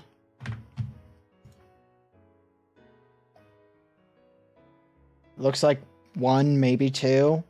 I'm not sure how accurate the number counter is on the site, so I can't say for sure. At least someone's entertained. I mean, I have a lot of people who watch the VODs more than they watch the actual streams. Because a VOD you don't have to watch when it's live. Yeah. Oh, I should.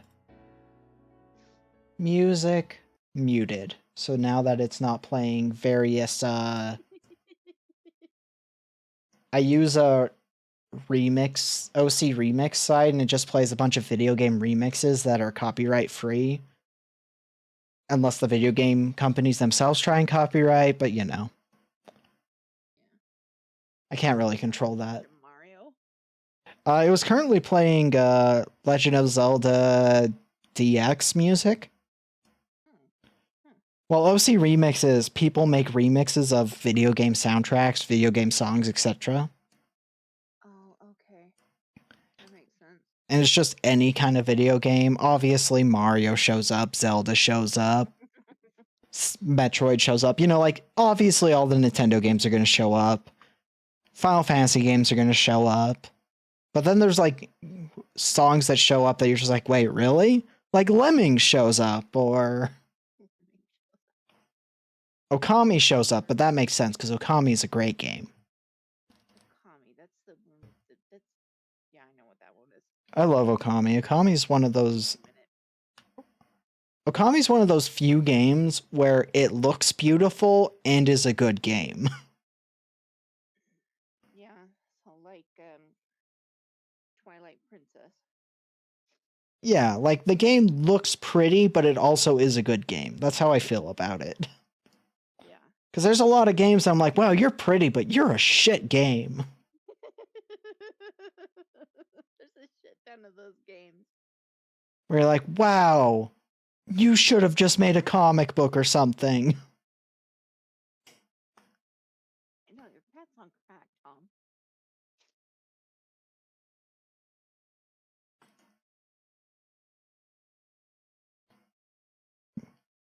You good, Tom?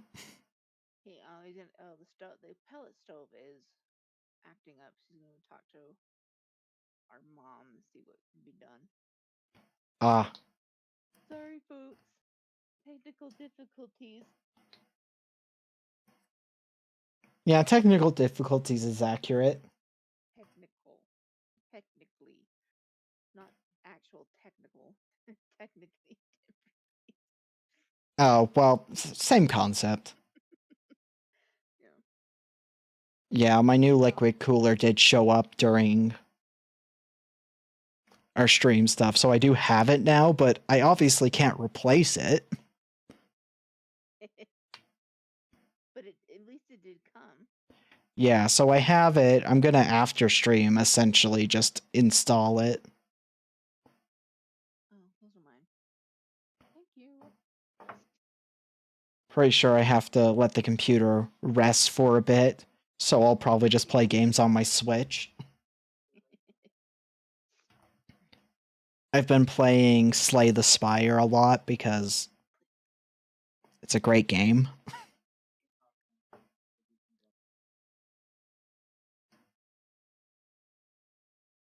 You know what's a game that looks ugly but is a lot of fun to play? What?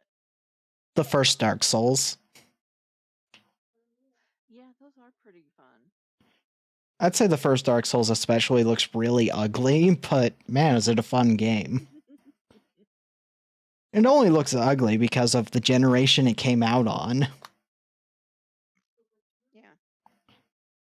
Dark Souls 2, I think, does better with those limitations and has a better example of art direction. And then Dark Souls 3 came out on the system that looks pretty, so it looks pretty.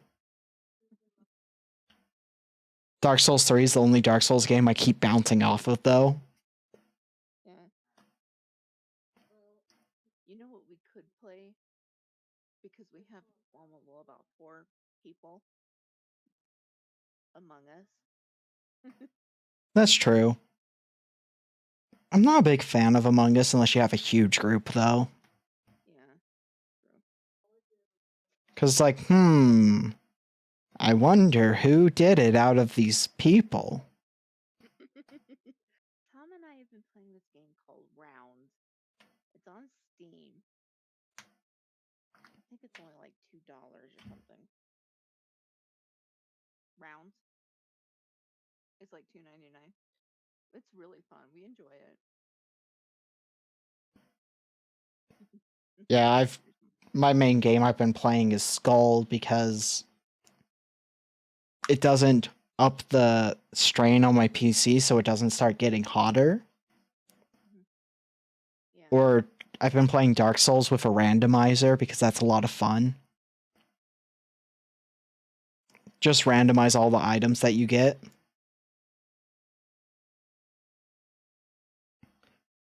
The only item, there's an option so you can switch it so that the keys, like, the items you need to move to different areas, switch location, or you can leave them in the same location. And there's literally an option that's like, hey, this might make your game unbeatable because it will randomize where the Lord vessel is.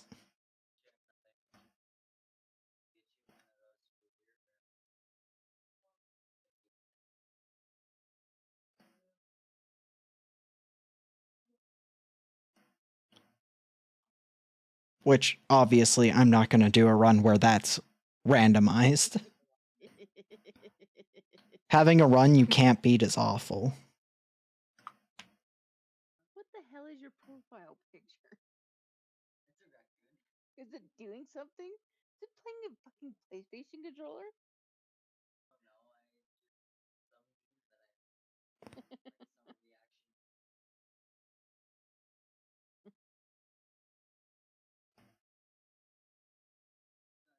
Is there a particular style you imagine for this ex-girlfriend character?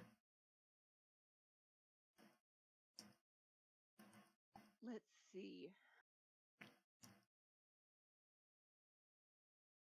Let's say she's the homebody type, but Desi wouldn't commit.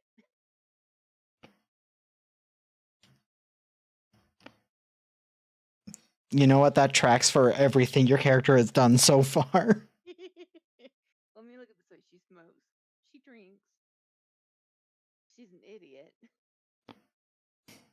She drives drunk. I'm strong. No, I wasn't drunk. I'm tipsy. I only had 2 whiskeys. Uh-huh. And when you say 2 whiskeys, are you talking like 3 fingers or are you talking like full glasses? 3 fingers. So you've had 6 fingers of whiskey. Yeah. Yeah, I wouldn't call that tipsy on whiskey. I know. Considering that I'd say 2 fingers of whiskey is like, okay, you're drunk. Or an alcoholic. Which, I mean, means you're drunk.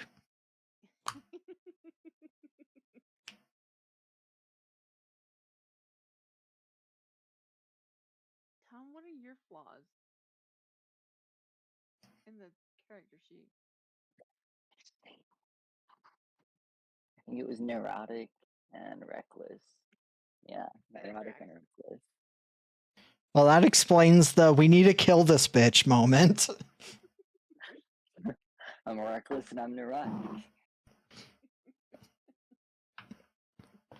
They wonder why they forced you to take an early retirement. I imagine they're sitting in the boardroom, the meeting room, like, how can we get Tom to go away?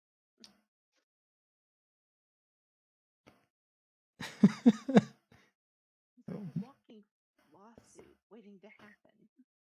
I'm not. And so we're gonna pick back up.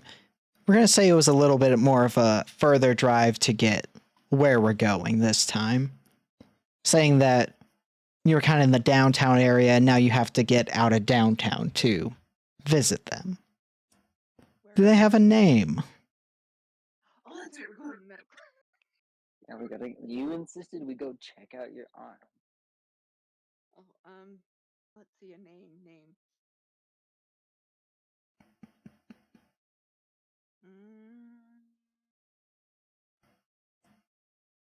Go with Suki or something. I don't know, something Japanesey. Okay. Suki it is. So you kind of arrive at the place. It's, again, like 3 in the morning. Probably more like 3:30, 3:45 at this point. Oh yeah. And like all the lights are off, obviously. What do you do? Well, first of all, they didn't take away my keys.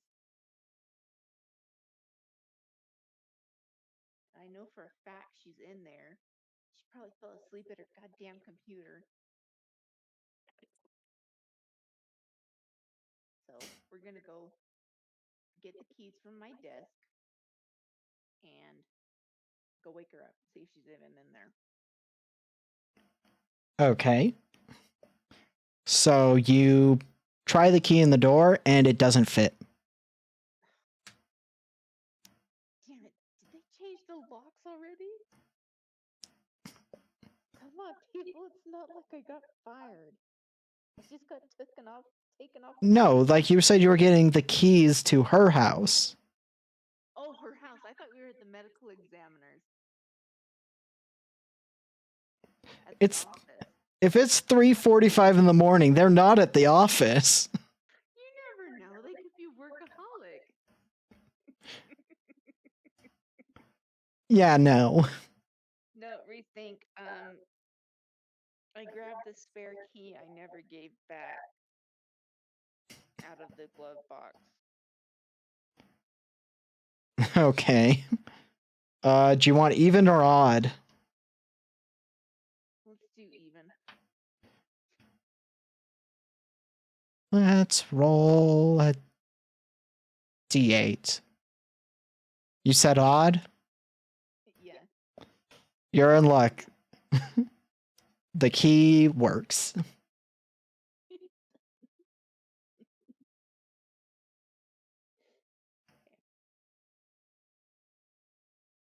it's nice to see she hasn't changed the locks.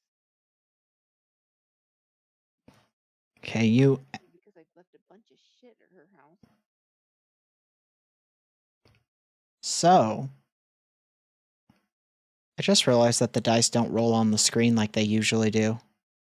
Oh, don't they? Oh, that's weird. Huh. Oh well. Maybe you have to pay extra for that feature. No, I think I just turned it off in the settings at some point unintentionally. Oops. Anyway, so you kind of get into the house again, dead quiet. What's your plan? I tell Tom, wait on the couch. Wait on the couch. We don't need her waking up to find find you.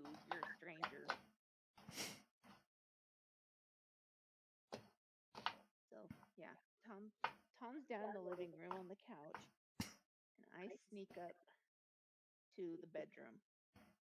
Well, if you're sneaking, it's going to be a flight check. Okay. I'm going to say it's a 12.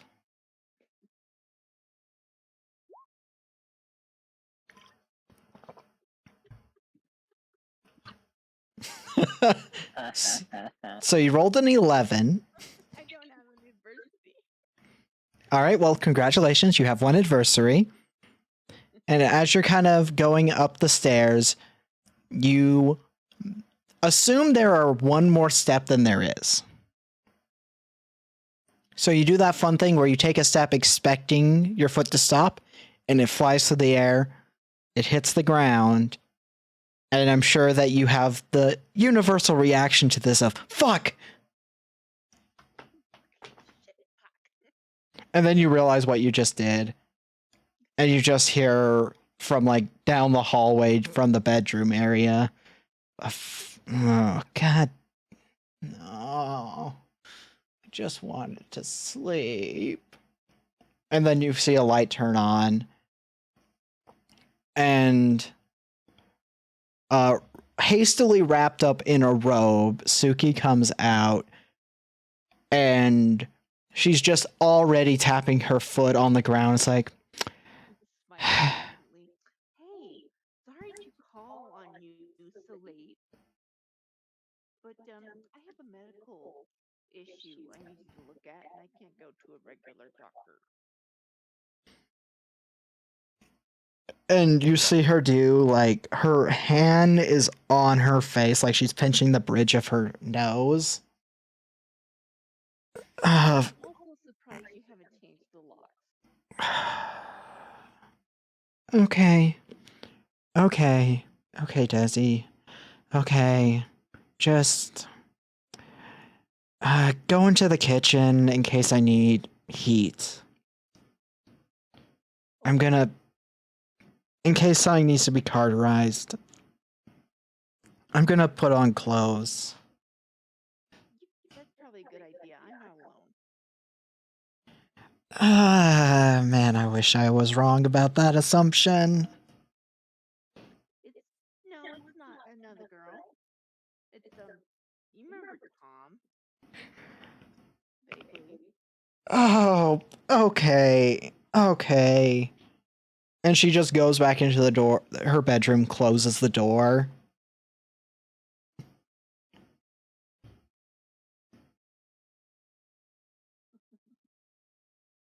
And I'm assuming you go into the kitchen. Yeah, I get up, go into the kitchen.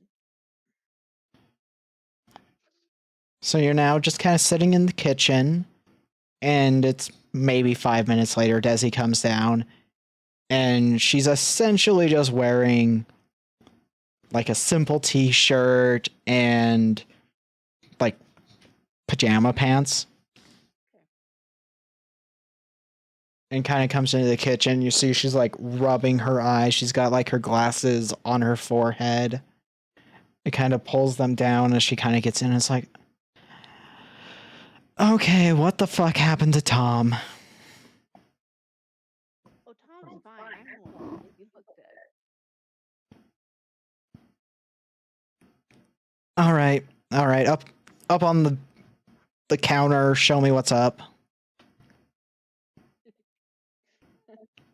So, because I'm preferably still drunk, and I have the clumsy trait, I am just gonna fail miserably.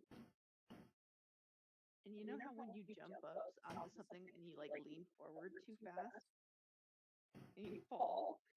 Uh-huh. That's what happened. At this point, she's just kind of standing over you as you're on the ground. Okay. Okay. How about you lay there and tell me what the fuck happened?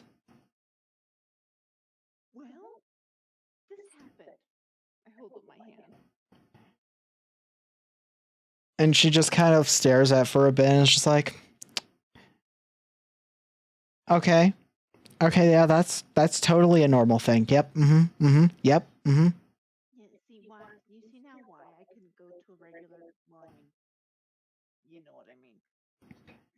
And at this point, she'll just kind of lean down next to you. She's just like, puts her knee just a little bit into your ribs to cause a little bit of discomfort as she's like grabbed your arm and is looking at it closer.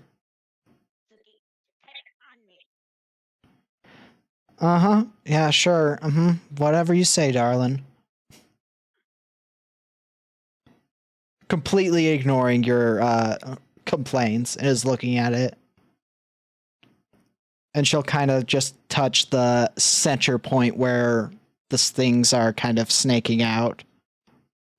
Kind of pulls her hand away. Be wearing gloves. I don't know if this thing is contagious or not. Looking at her fingers, there's no residue, and she's like, Well, can you feel your fingers? Strangely, yes. Okay. I mean, my whole hand and arm feel normal. It's just this. Well, it all looks superficial, but clearly it's not. It essentially looks like you've got a tattoo to me. But I didn't. I promise. Go ahead and give me a charm check of 8.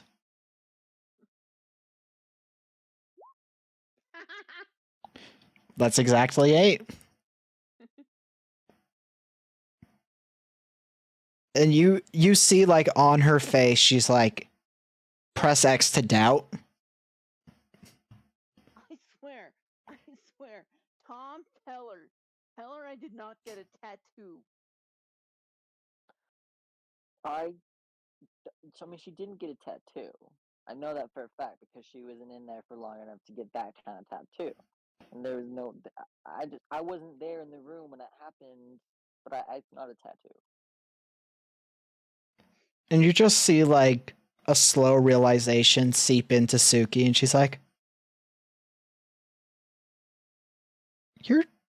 you went into a place without a warrant. Secret. And upon that realization, she puts more pressure on your rib with her knee. Damn it, Suki. And she's kind of has her hand on your shoulder, keeping you on the ground. It's like, okay, I think you better explain yourself a little better now.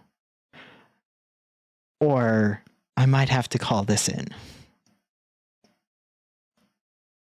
Will you get your knee off my chest, please? She slightly lessens the pressure. Thank you. I got taken off. Shit, what name should we call that case? The bridge killer. Okay, I got taken off the bridge killer case today. So I went and drowned my sorrows. You know, in my favorite bar. Tom found me, pulls out this huge ass case file. Most of it's junk. But it led us to this bookstore with some creepy ass lady. So we decided to stake out the place, saw that she had a briefcase. I went in to snoop. May not have been legally, but there's there's something off about the lady, okay? I promise I'm not just drunk. Ask Tom. Tom can verify.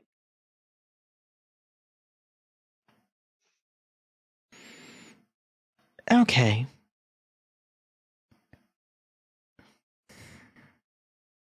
Okay. Well,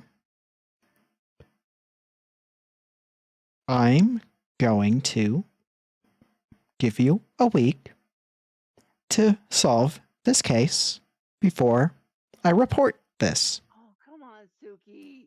That's not fair. She puts more pressure on your rib. Well, I could do it now.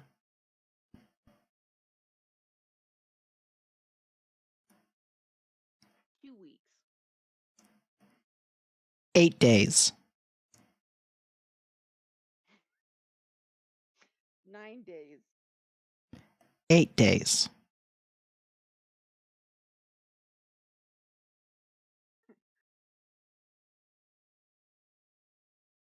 Nine days, and I'll throw in Bobo. Stuff there I left at my place. Fine. And she removes her knee from your rib.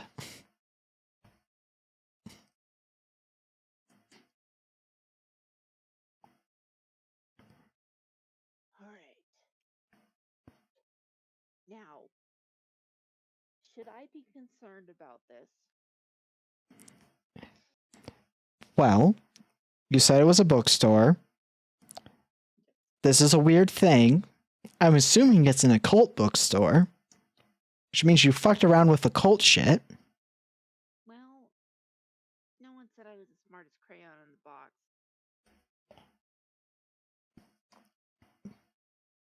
I mean, you were touching stuff without wearing gloves, probably leaving your fingerprints everywhere. No, no, I didn't. There's something off about the pages I touched. You were wearing gloves when you touched them. Yes, I was.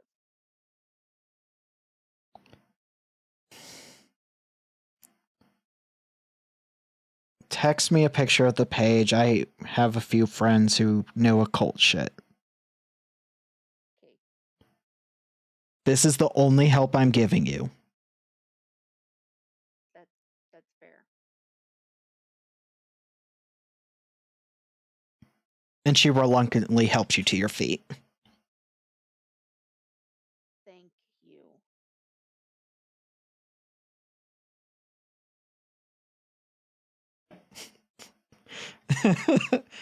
This is the first time you've had to deal with a character who isn't infatuated with you. That is gut.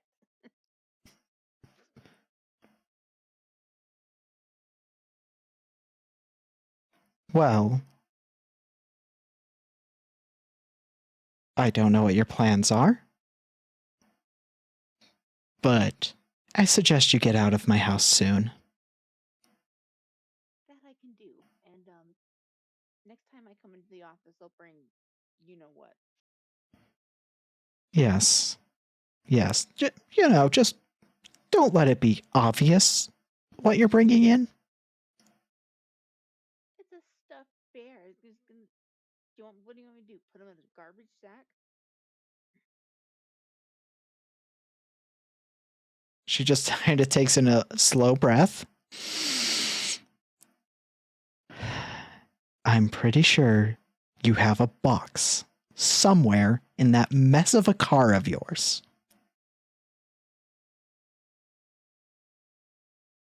Yeah, probably.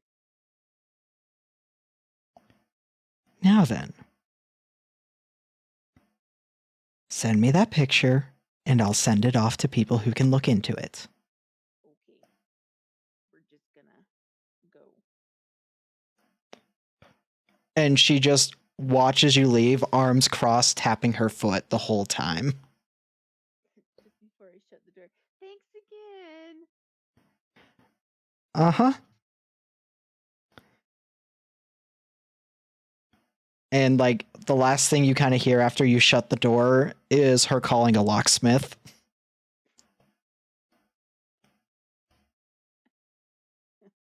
Oops. All right, you're out in the car now. What's your plan? Well, first of all, we gotta text Suki those pictures. All right. You send her the pictures and you just get a simple thumbs up emoji. Which you in particular know she only uses emojis with people she's mad at. So yeah, she's not thrilled, but at least she'll help us.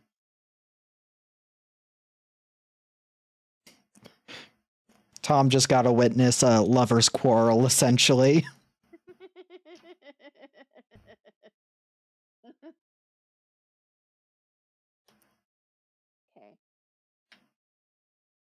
While we wait for those, is there anything? Do you still have that dagger? You guys didn't get the dagger. I didn't buy the Oh, you dagger. didn't buy the dagger. Okay.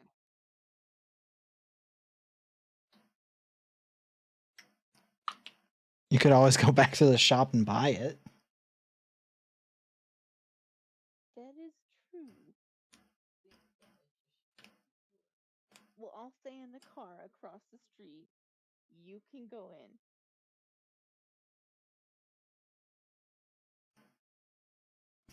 Okay, yeah. We should go buy the dagger. All right, so you're going to buy the dagger. So you guys get to the occult shop. Desi waits outside, and you go into the shop. Desi, I'm not going to tell you what this is for yet, but roll a brains check of 8.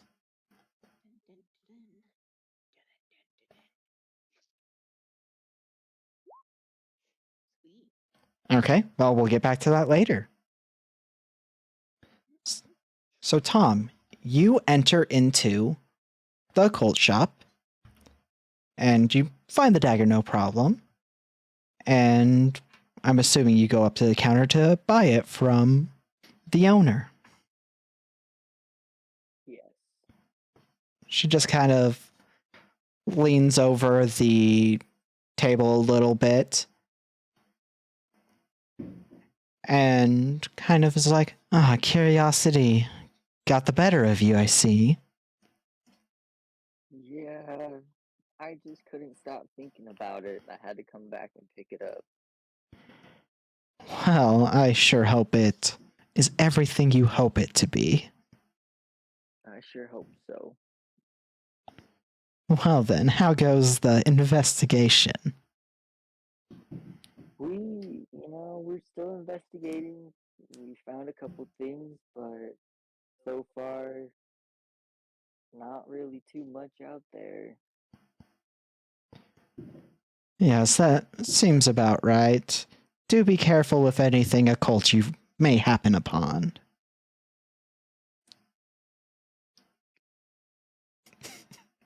Go ahead and roll a brains check of 12.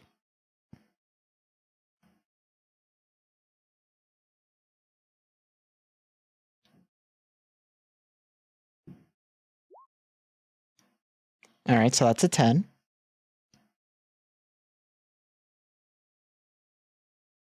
Yeah, I'll take the fail. All right.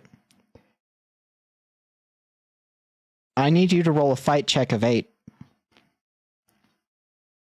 Okay.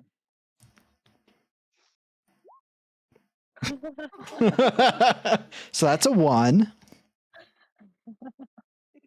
Failure. Literally. Well, are you taking the failure?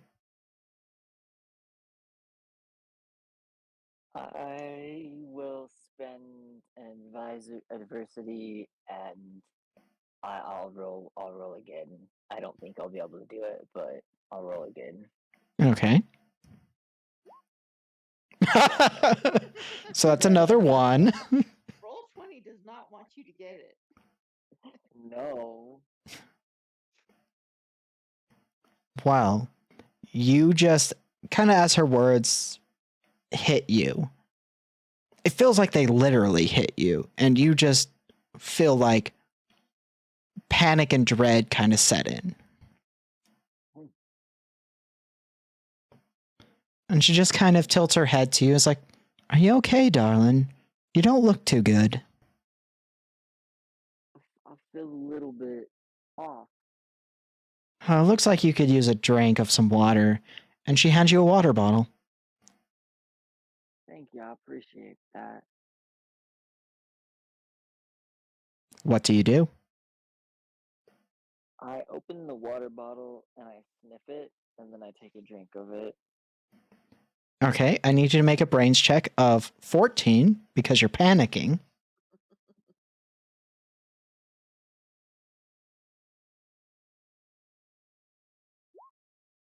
That's a 9. I'll take the fail. You drink it? Tastes good. Yeah. It's just water. As far as you can tell, it's just water. And you kind of give back the water bottle. You like downed it in 1. And takes you a moment, but you finally return from the panic. Feeling better now. Yes, much better. Thank you. Well, I'll sure that we will meet again if you find anything else you need answered.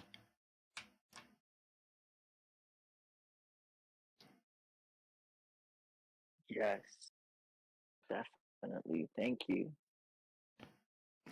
Meanwhile, while this was all going on, Danny, Desi. Desi, you are kind of in the car waiting, and you notice it in time that somebody's like coming up on the door that you are, like your door, your side of the car. Mhm. And they try and open the door, but you had enough realization to lock it in time. What do you do? Well, first of all, I unbutton my gun. I will unclick it or whatever it's called, so I can go pull it out of its holster if I need. Okay. And I pull up my badge to the window and say, "Do you need something?"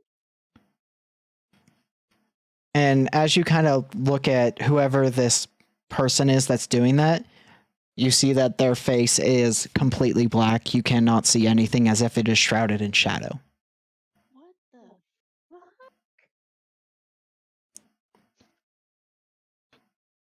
And you hear it as if it's in your head, not speaking through a window. You bear the mark.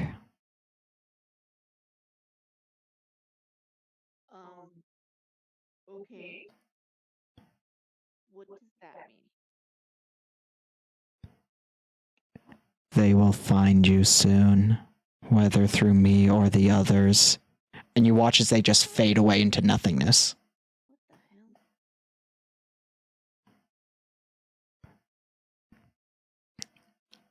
And you kind of look down at the arm, the mark, and your middle finger is now char black. The fuck?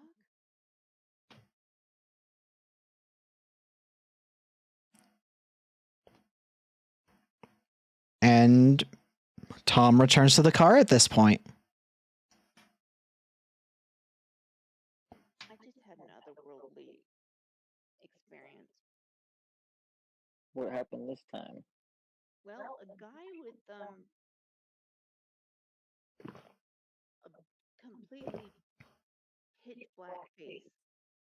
What do you mean pitch black face? Like he had no eyes, no mouth, no nose, no any Whoa. features. He just Whoa. looked like he had a black hole. Well, not even that, but it was just black. Interesting. He spoke to me what's that word? Telepathically, telling me that I bear the mark. The mark of what? He didn't say.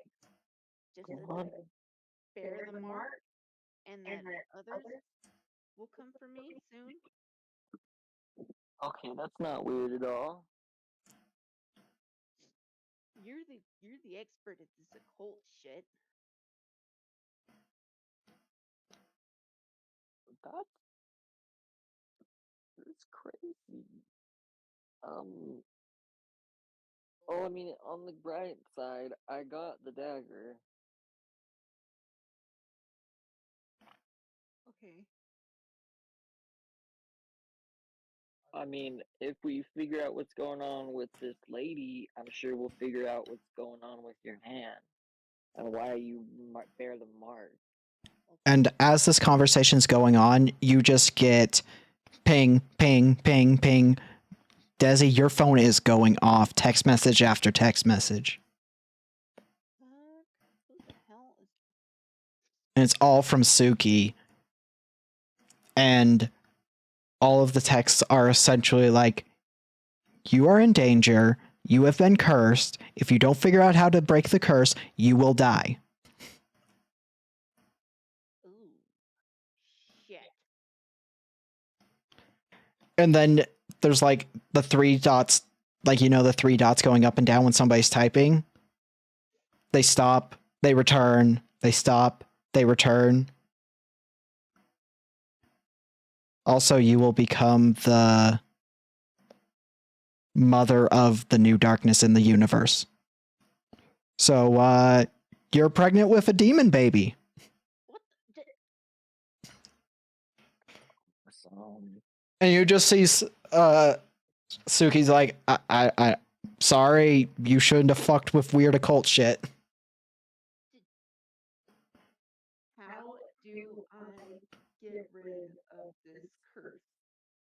Then You and you see the three dots for a second. It's like, I don't know. You would need somebody who specializes in the occult, like years, if not decades, of experience.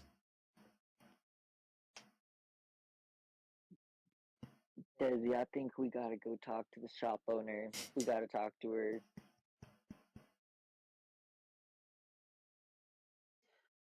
at least let me tell Suki in case she needs to send backup in case we go missing. All right, what's the specific message you send to her? Going into the shop to talk to the owner. If I don't text within 30 minutes, get backup.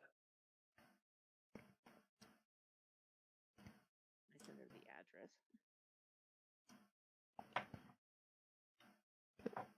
You just kind of get okay back.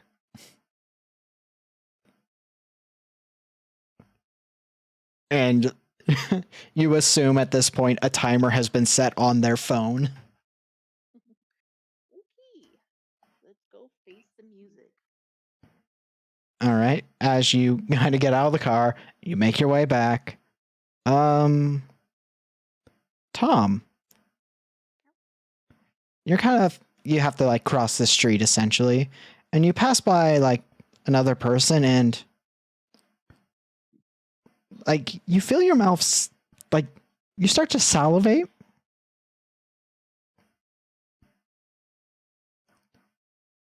And you can, and you just can very clearly hear a thump thump, thump thump.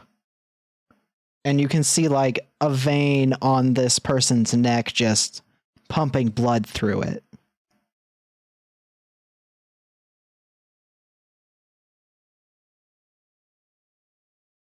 Oh my goodness. I'm going to need you to make a fight of 4 to not give in to bloodlust.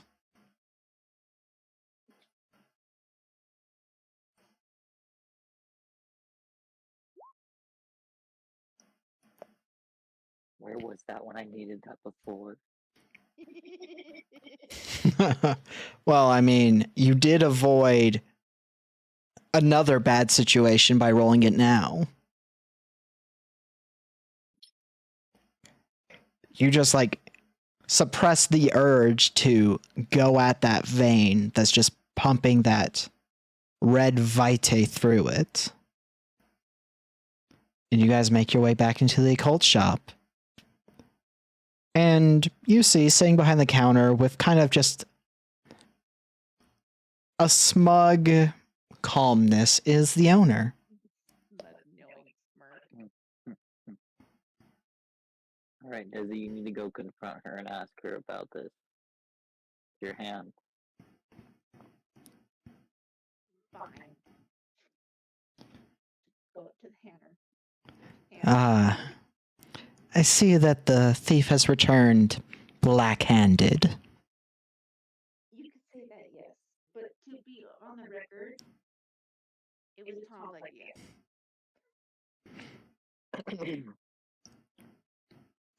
And she just kind of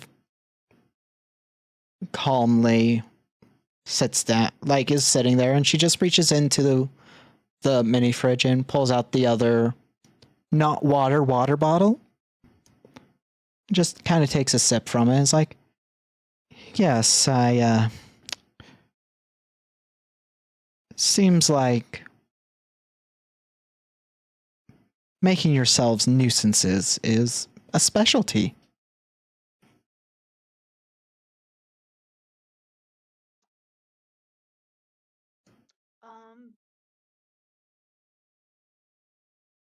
I'm not even going to argue. I'm sorry. We'll give the pages back. Please tell me how I get rid of this damn mark. And she just calmly reaches under the desk and pulls out like this little lockbox, opens it up, and inside of it is this talisman. It's got like a triangle and then wings off of it. And it's plain. You see that there's a spot for a gemstone, though. She kind of sets it on the counter. You'll need one of these, and you'll need to find a gemstone that fits it. One that is made of blood. A bloodstone. Yes. It specifically has to be blood from a lover.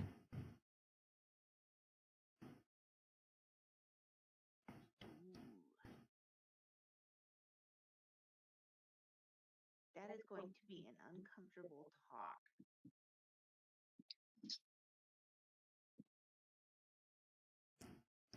How much for the talisman? Oh, well, you've already triggered a curse far greater than this talisman's worth. I just get to sit back and watch people messing with things they shouldn't.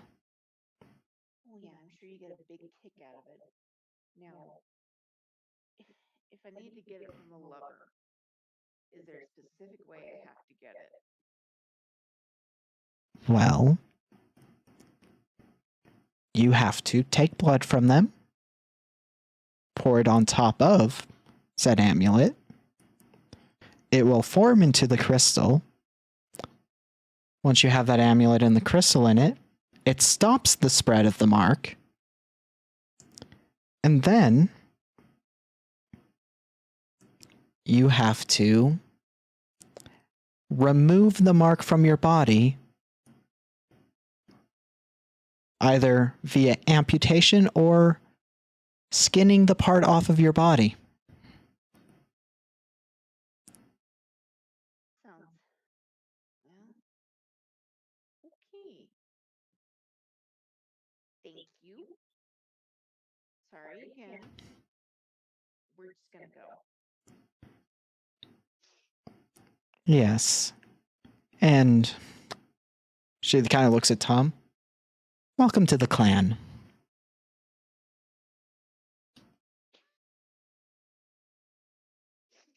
I just kind of have this dumbfounded look on my face.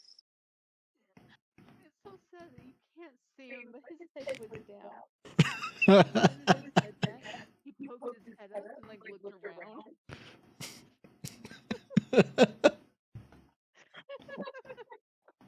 Now, I think you should by now figure I'm not associated with these murders you're investigating. But I figured that out, yeah. I'll apologize about that. He's very neurotic.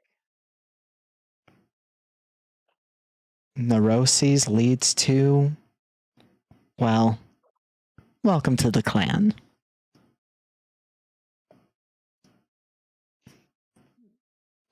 Oh, I mean, thanks, I think. What does it mean to be part of your clan? Do we get shirts? She just kind of gives a wry smile and then traces a finger along, like, where a vein would be that you see is not pumping blood. Oh, well, I'm sure you'll notice a nice pulsating from veins like this. Huh. I'm sure you'll figure it out. Do try not to kill anybody. Oh, okay. Oh, I don't know how to feel about this. And she just kind of smiles, is like, if you would have not broken into my place and came back pretend like it didn't happen, maybe your life wouldn't have changed as much as it has tonight. Yeah, probably. Yeah, we all make mistakes. Nobody's perfect. Well, let's hope this mistake doesn't cost you or someone else their life. I hope not. You see what your neuropathy does to? Sometimes.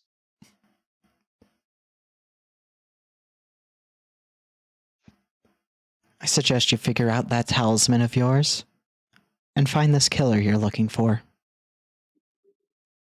Yes. Sorry to bother you. Thank you again. Let's go. And she just kind of waves as you leave. And I'm assuming you're heading back to Suki now. Yeah, I sent a quick message telling her that we're fine, but we have to come back and talk to her. You just get back, like, the emoji where it's just the teeth and the grimace. Yeah, that sounds about right. And then you get a thumbs up emoji.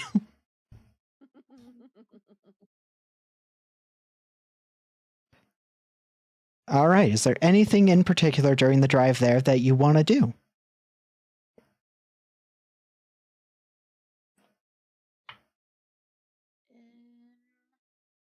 Not for me, no. Anything you want to do, Tom? No.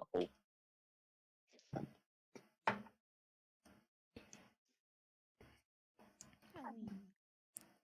All right. You arrive at the house, and the door is opened as you're about to reach for the handle. And Suki just walks into the kitchen, not doing anything more than opening the door. So, And at this point, she is making breakfast because she realizes she's not going to get to go back to sleep anytime soon. And she makes a point of only making breakfast for her and Tom, not giving you any. That's so funny.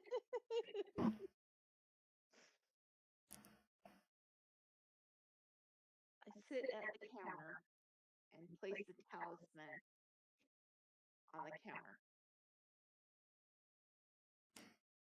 All right, so you got some fancy jewelry. No, that's a little bit more than that.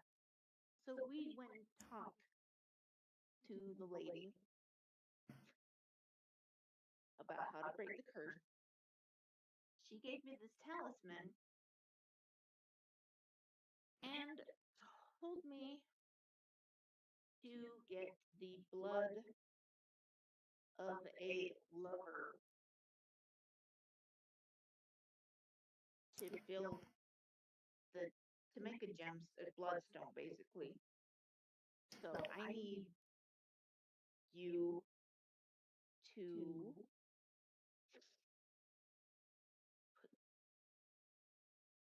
put your blood on the talisman. And you see that she just kind of closes her eyes, takes in a breath, lets it out, slaps you across the face, and then pulls out a knife and is like, I am going to beat the shit out of you if any more shit involving me happens on your case investigation. Well, there is one other thing. And like she's got the knife inches from her hand. She's like, and Once I have the talisman filled with blood, I need you to skin my hand and arm where the black marks are. just gives a simple, like, singular blink, cuts her hand, and starts getting the blood on the talisman. And she's just staring at you the whole time.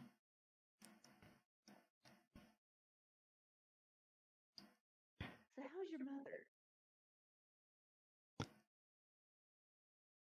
She's fine.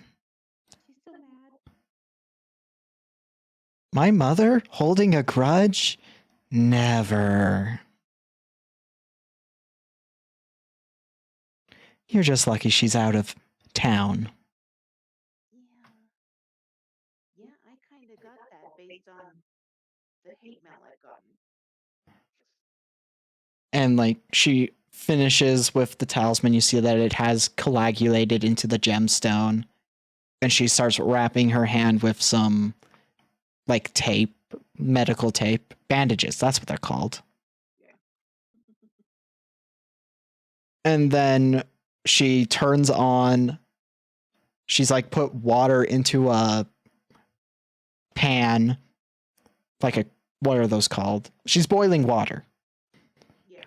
And you see her putting a few knives, specifically like medical style ones that she went and got while the water was boiling. And it just has them in the boiling water. It's like,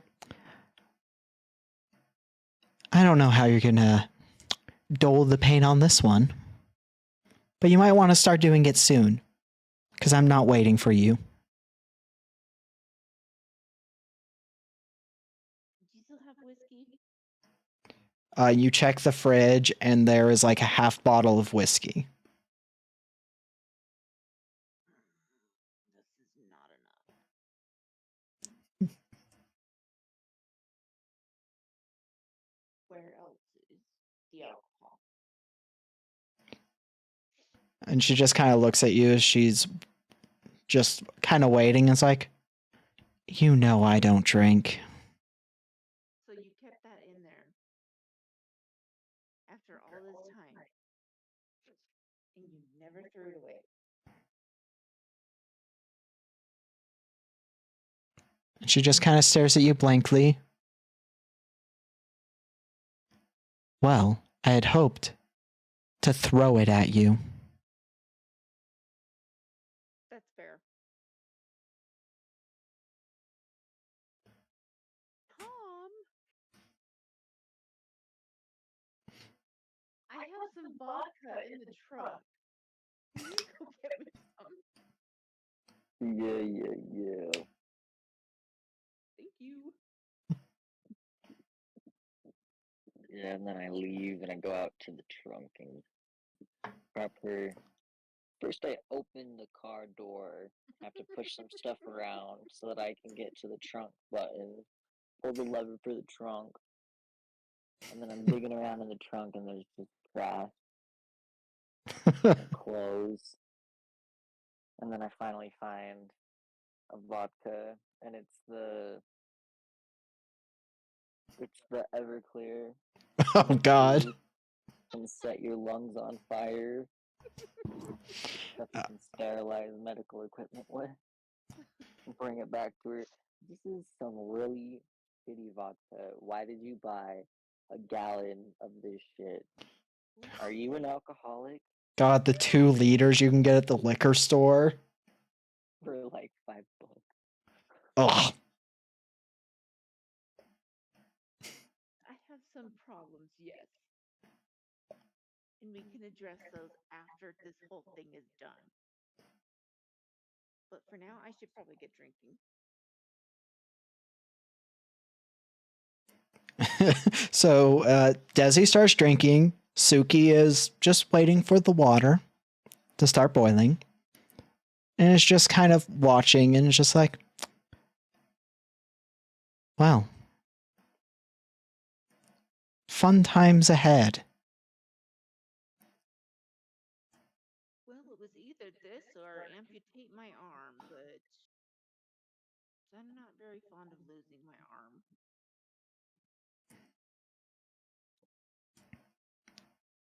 Yes, that doesn't sound too pleasant.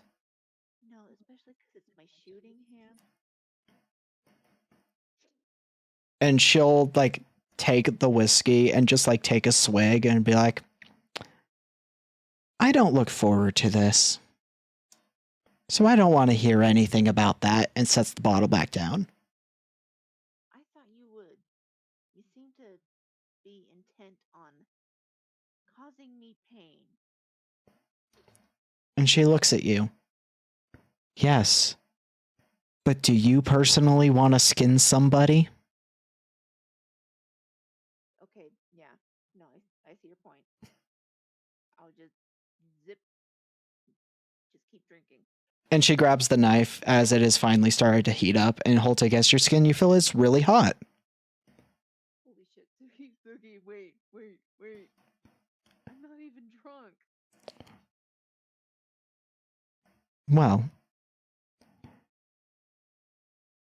fine. You get like 2 minutes more, and puts it back in the pot. I try to down as much like bottle of whiskey. That's easy. To down. The vodka? No, not as much. You know what? Let's make a grit check. To get enough vodka in time, we're going to say you have to hit a 12 grit.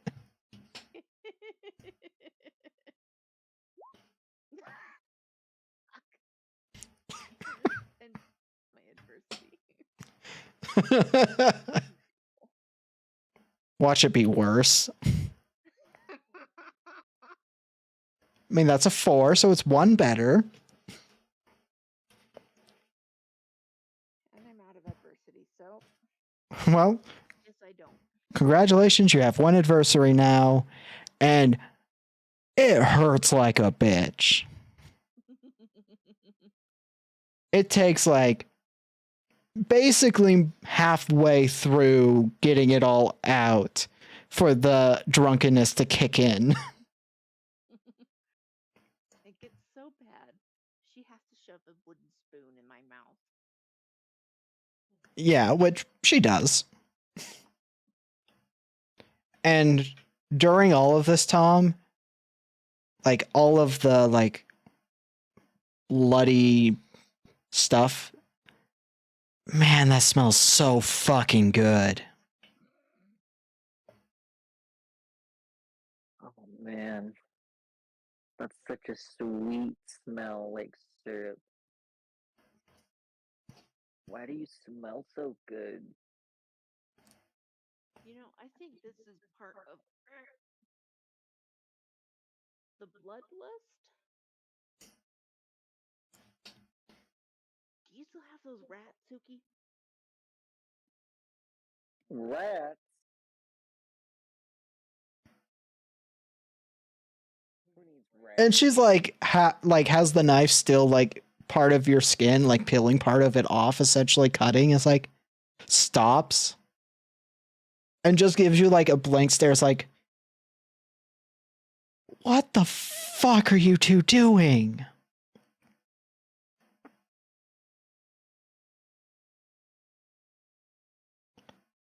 Well, let's see.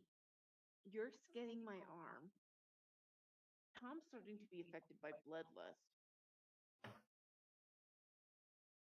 This is not how I expected my night to go. You might be able to find some rats somewhere in the house infecting stuff. And goes back to cutting.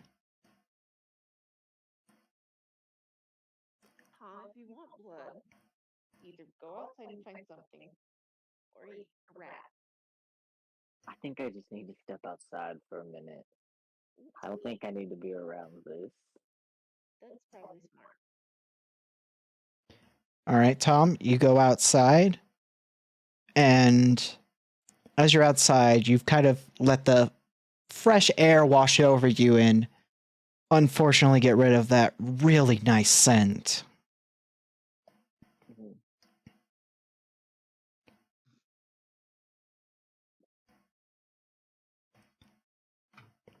And I need you to make a brains check of 25. Oh, goodness. Oh shit.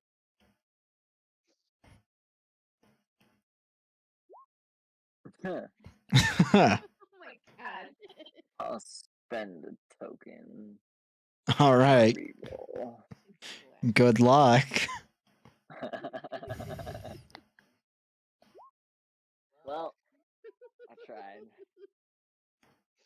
As you're kind of out there pressing in the air, you don't notice at all when suddenly there's just a kind of pale person. They kind of just stand around and then they just kind of watch, and they're like feet away from you, just like watching, waiting for you to notice them. And you finally do notice them.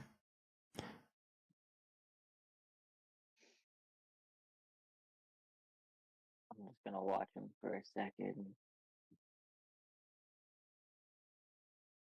Try and figure out what they're doing. And then they just kind of step forward a little bit and it's like, hello, Fleshy. Welcome to the afterlife. The afterlife? Does that mean I'm dead? Well, you're not alive. You're somewhere in between now, aren't you? You've got that stench about you. What stench? And he steps a little closer. Well, the stench of somebody who hasn't ate yet. Stench of somebody craving blood. Stench of blood running cold in their own veins. He takes another step forward. He's now within like a foot of you. A delicacy. And he attacks you. Oh my gosh. So, What am I supposed to do? I need you to roll a grit check of 10.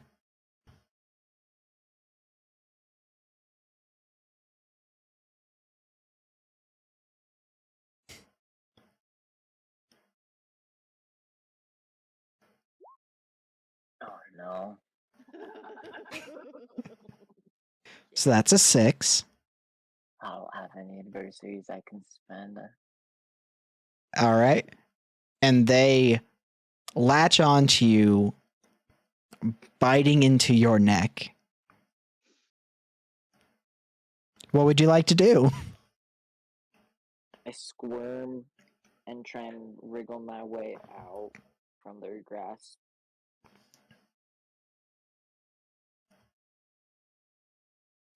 All right. I'm going to say a fight check. Let's say 8.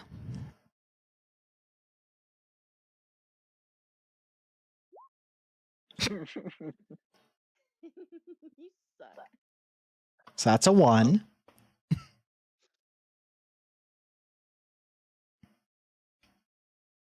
Oh, I'll roll again.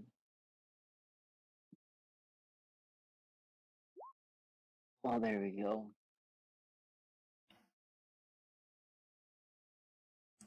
All right. So you're able to kind of like get them off of you. And you see as like you feel the pain in your neck and there is like a wetness there, you assume, of your own blood. Cold now. And you see this person who's attacked you has just like blood around their mouth.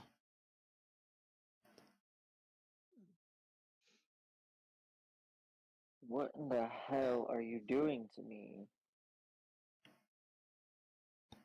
And you just watch as they kind of lick their lips. And they're going to try and do it again. So another grit check of 8. Or I guess you could use flight at this point.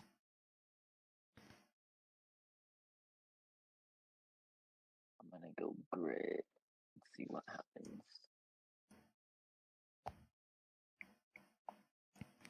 Nope. I'll take that fail. All right. They bite into your neck again.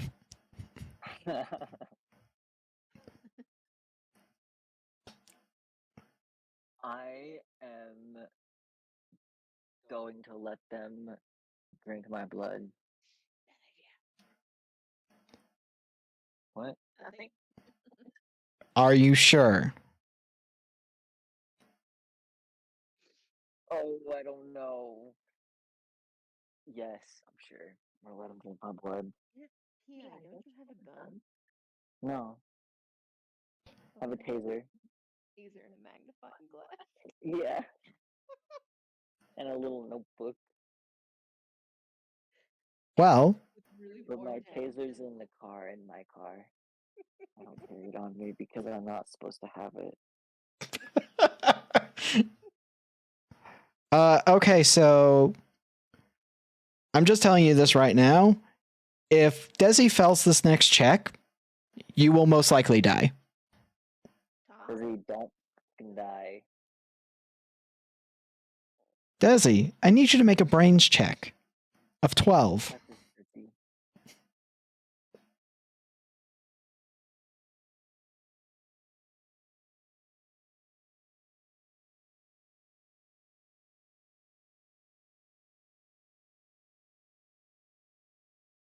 Spend the adversity to try and. Well, actually, can I spend the adversity to pass the check? To pass the check.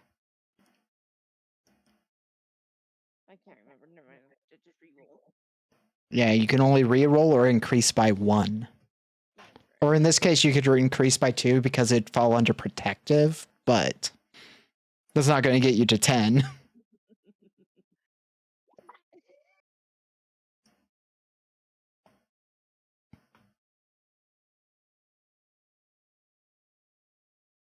have no choice but to take the fail. Well, Tom, you are dead. Rest in peace, Tom. And it's been about 15 minutes at this point. All of the skin has been off, and like your arm is wrapped up, like obviously. I made her leave my trigger finger out and my thumb. And it's kind of as you're about to have like a conversation, all things kind of done, that you just hear the front door break in. What the fuck? Go for my gun, obviously. Suki will hear that and be like, well, that's not good. And we'll grab a cleaver that they have in one of the knife blocks.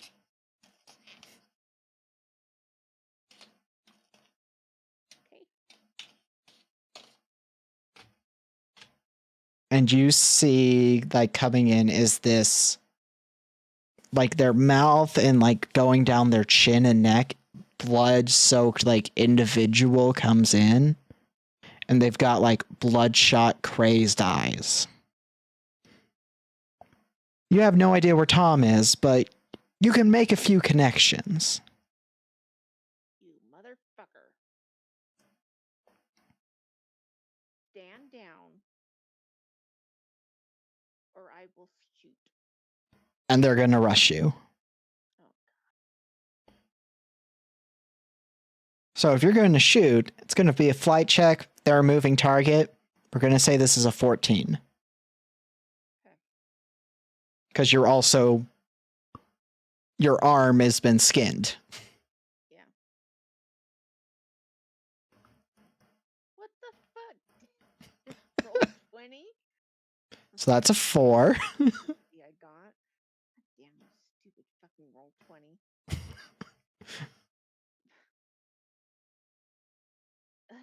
It's amazing how much harder this game is without the corruption mechanic, huh? Yeah, it is, isn't it? I tried. All right, you bang, shot goes off, you miss, and they tackle you and are going to try and bite into you. But we're going to give Suki a chance. We're going to say she has a flight of 10. Well, would be a fight, so we'll say it's a D8, actually. Let's say she has to roll a 6 to hit, a 10 to make it so you don't get bit. Okay, well, that was an 8, so I gotta roll again. That's a 9, so it isn't 10. We'll give them one adversary, so we'll actually say it's a 10, so they prevent bad things from happening to you. As they swing the cleaver into, like, the shoulder area, they angled it just enough that they actually catch a more fleshy bit that would do more damage, causing them to not be able to grip you as effectively. So you need to make a grit of 6.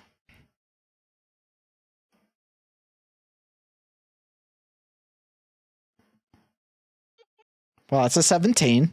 Roll 20. And they like go and try and bite you, but you're able to essentially shove your gun into their mouth. I will let you roll a flight check to see if you get the barrel into their mouth. Okay. We're going to say to get it into their mouth, just so that it would like shoot out their cheek, you have to hit an 8. In order to blow out their brains, you'd have a 15. And again, I'm going to spend the adversity. Man, you have had like no adversary this whole time. Roll 20. God damn it. Man, even with the bonus of firearms, that's not enough. So you're able to shove like the gun, but not in a way that'd be helpful in this moment, into their mouth, preventing them from biting you. What would you like to do?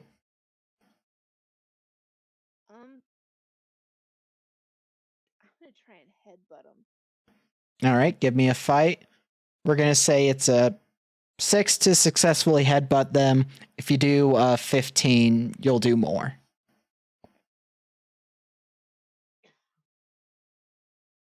Damn it. So that's a 2.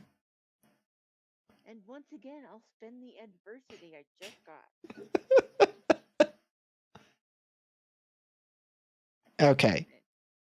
So you kind of swing in with like you go for the headbutt and you cause them to recoil a bit, but they're going to essentially keep going for you. Suki is going to try and hit again. So we're going to roll a d8. We're going to say she has to hit. Wait, before she does that, can I yell at her? Suki, grab my firearm.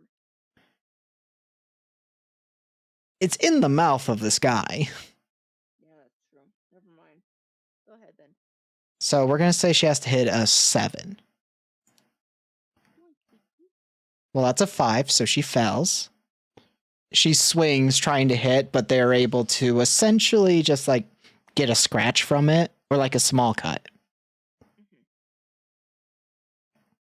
And they spit the gun out of their mouth unless you are, well, you tried to headbutt them, so you wouldn't be still holding on to the gun as well. So they don't get a bite this section, but they are going to try and pin you. So I need you to roll a grit or a flight to avoid being pinned. We're going to say 10.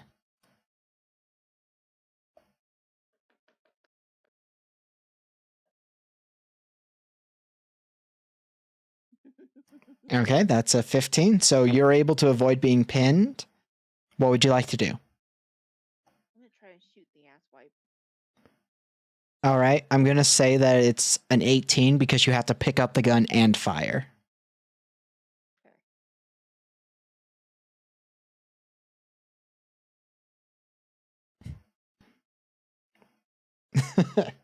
One more chance. One more chance.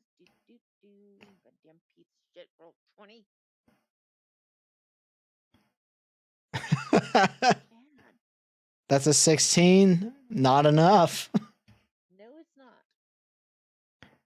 Well, Suki's, of course, going to swing again. We're going to stick with the 7 goal. That's a 1. She swings and kind of, they move out of the way in such a way that they lose their grip on the cleaver and it kind of goes skidding across the floor. And at this point, they're going to go for Suki. So Suki has to make a flight or a grit check. We're going to say flight is her better option.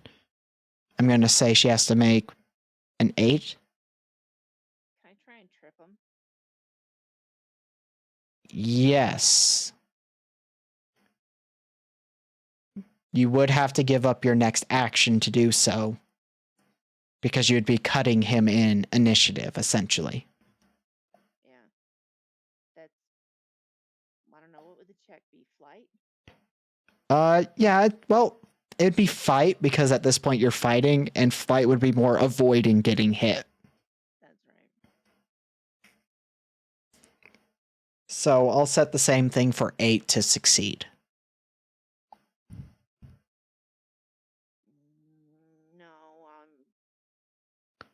I'm gonna. Yeah. Okay, well, now she has to try and roll an 8. She rolled an 8 and is able to kind of avoid getting bit, but they have their arm now. What would you like to do?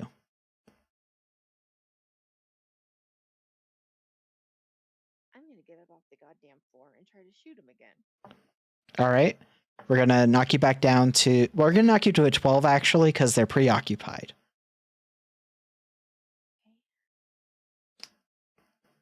Yes, finally. All right. You pull a shot off, and I'm going to roll a D100. Do you want high or low? Hi. It's low. You hit him in the shoulder, but you miss hitting the head. So they are a little less well off. And now it's Suki. She's gonna... I mean, I'd assume she's close enough to the pan. She's gonna try and just like fling the boiling water onto them.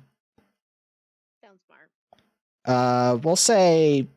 We'll stick to a 7. That's a 4. So they end up missing, not severely, and hot water just kind of goes all over the floor ineffectually instead of hurting somebody for good or bad. So that was you, that was her.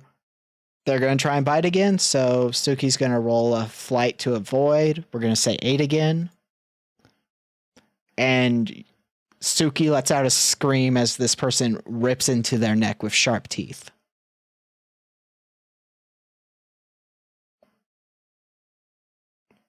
What would you like to do? I am gonna go up, shove the barrel of my gun right up against their temple, and pull the goddamn trigger. Okay. They are struggling. They are moving around. I'm going to set this at 10. Okay.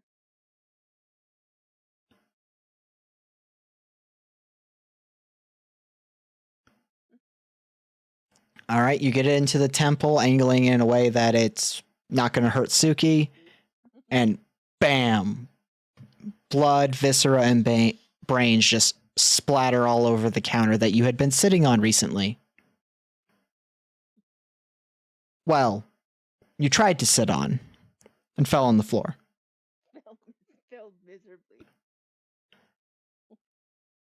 And like Suki pries the death grip that the body still had from the jaw off of her, and you see there is just this huge gaping wound from the bite. I quickly grab a. God, I just had the word in my goddamn brain. Dish towel. Dish towel and press it tightly against her wound. And she like holds onto it as well and just like grabs a pan, starts filling it with hot water, and puts it back on the thing. It's like, I shouldn't have fucking used the pan. And at this point, it's kind of set in that you guys just got attacked and that Tom is most likely dead. I can't leave Suki now. Someone has to hold the damn thing. And this is not what I anticipated the end of the one shot being, but da.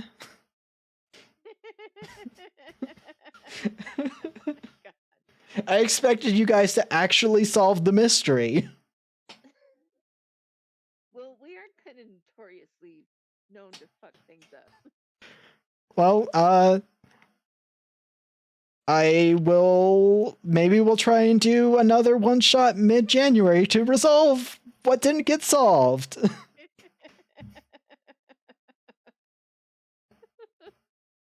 Maybe there's a way we can bring you back, Tom. Necromancy or some shit. Or we could just do another character. That too. It's I'm fun. Dom. I'm Tom's twin brother. Just as neurotic, twice as Looks exactly like Tom. Acts exactly like Tom. Oh. Well, anything you want to say before I end the stream? I hope you guys were entertained. I'm gonna have to see if I can. This is definitely one I'm gonna have to upload the VOD for sure. And then I'll just send the link to Cameron because I know for a fact he'll love hearing the shenanigans. And we can't leave anything alone. Yeah, and I guess I'll try and plan something mid-January for a one-shot to resolve this. Yeah. Oh god.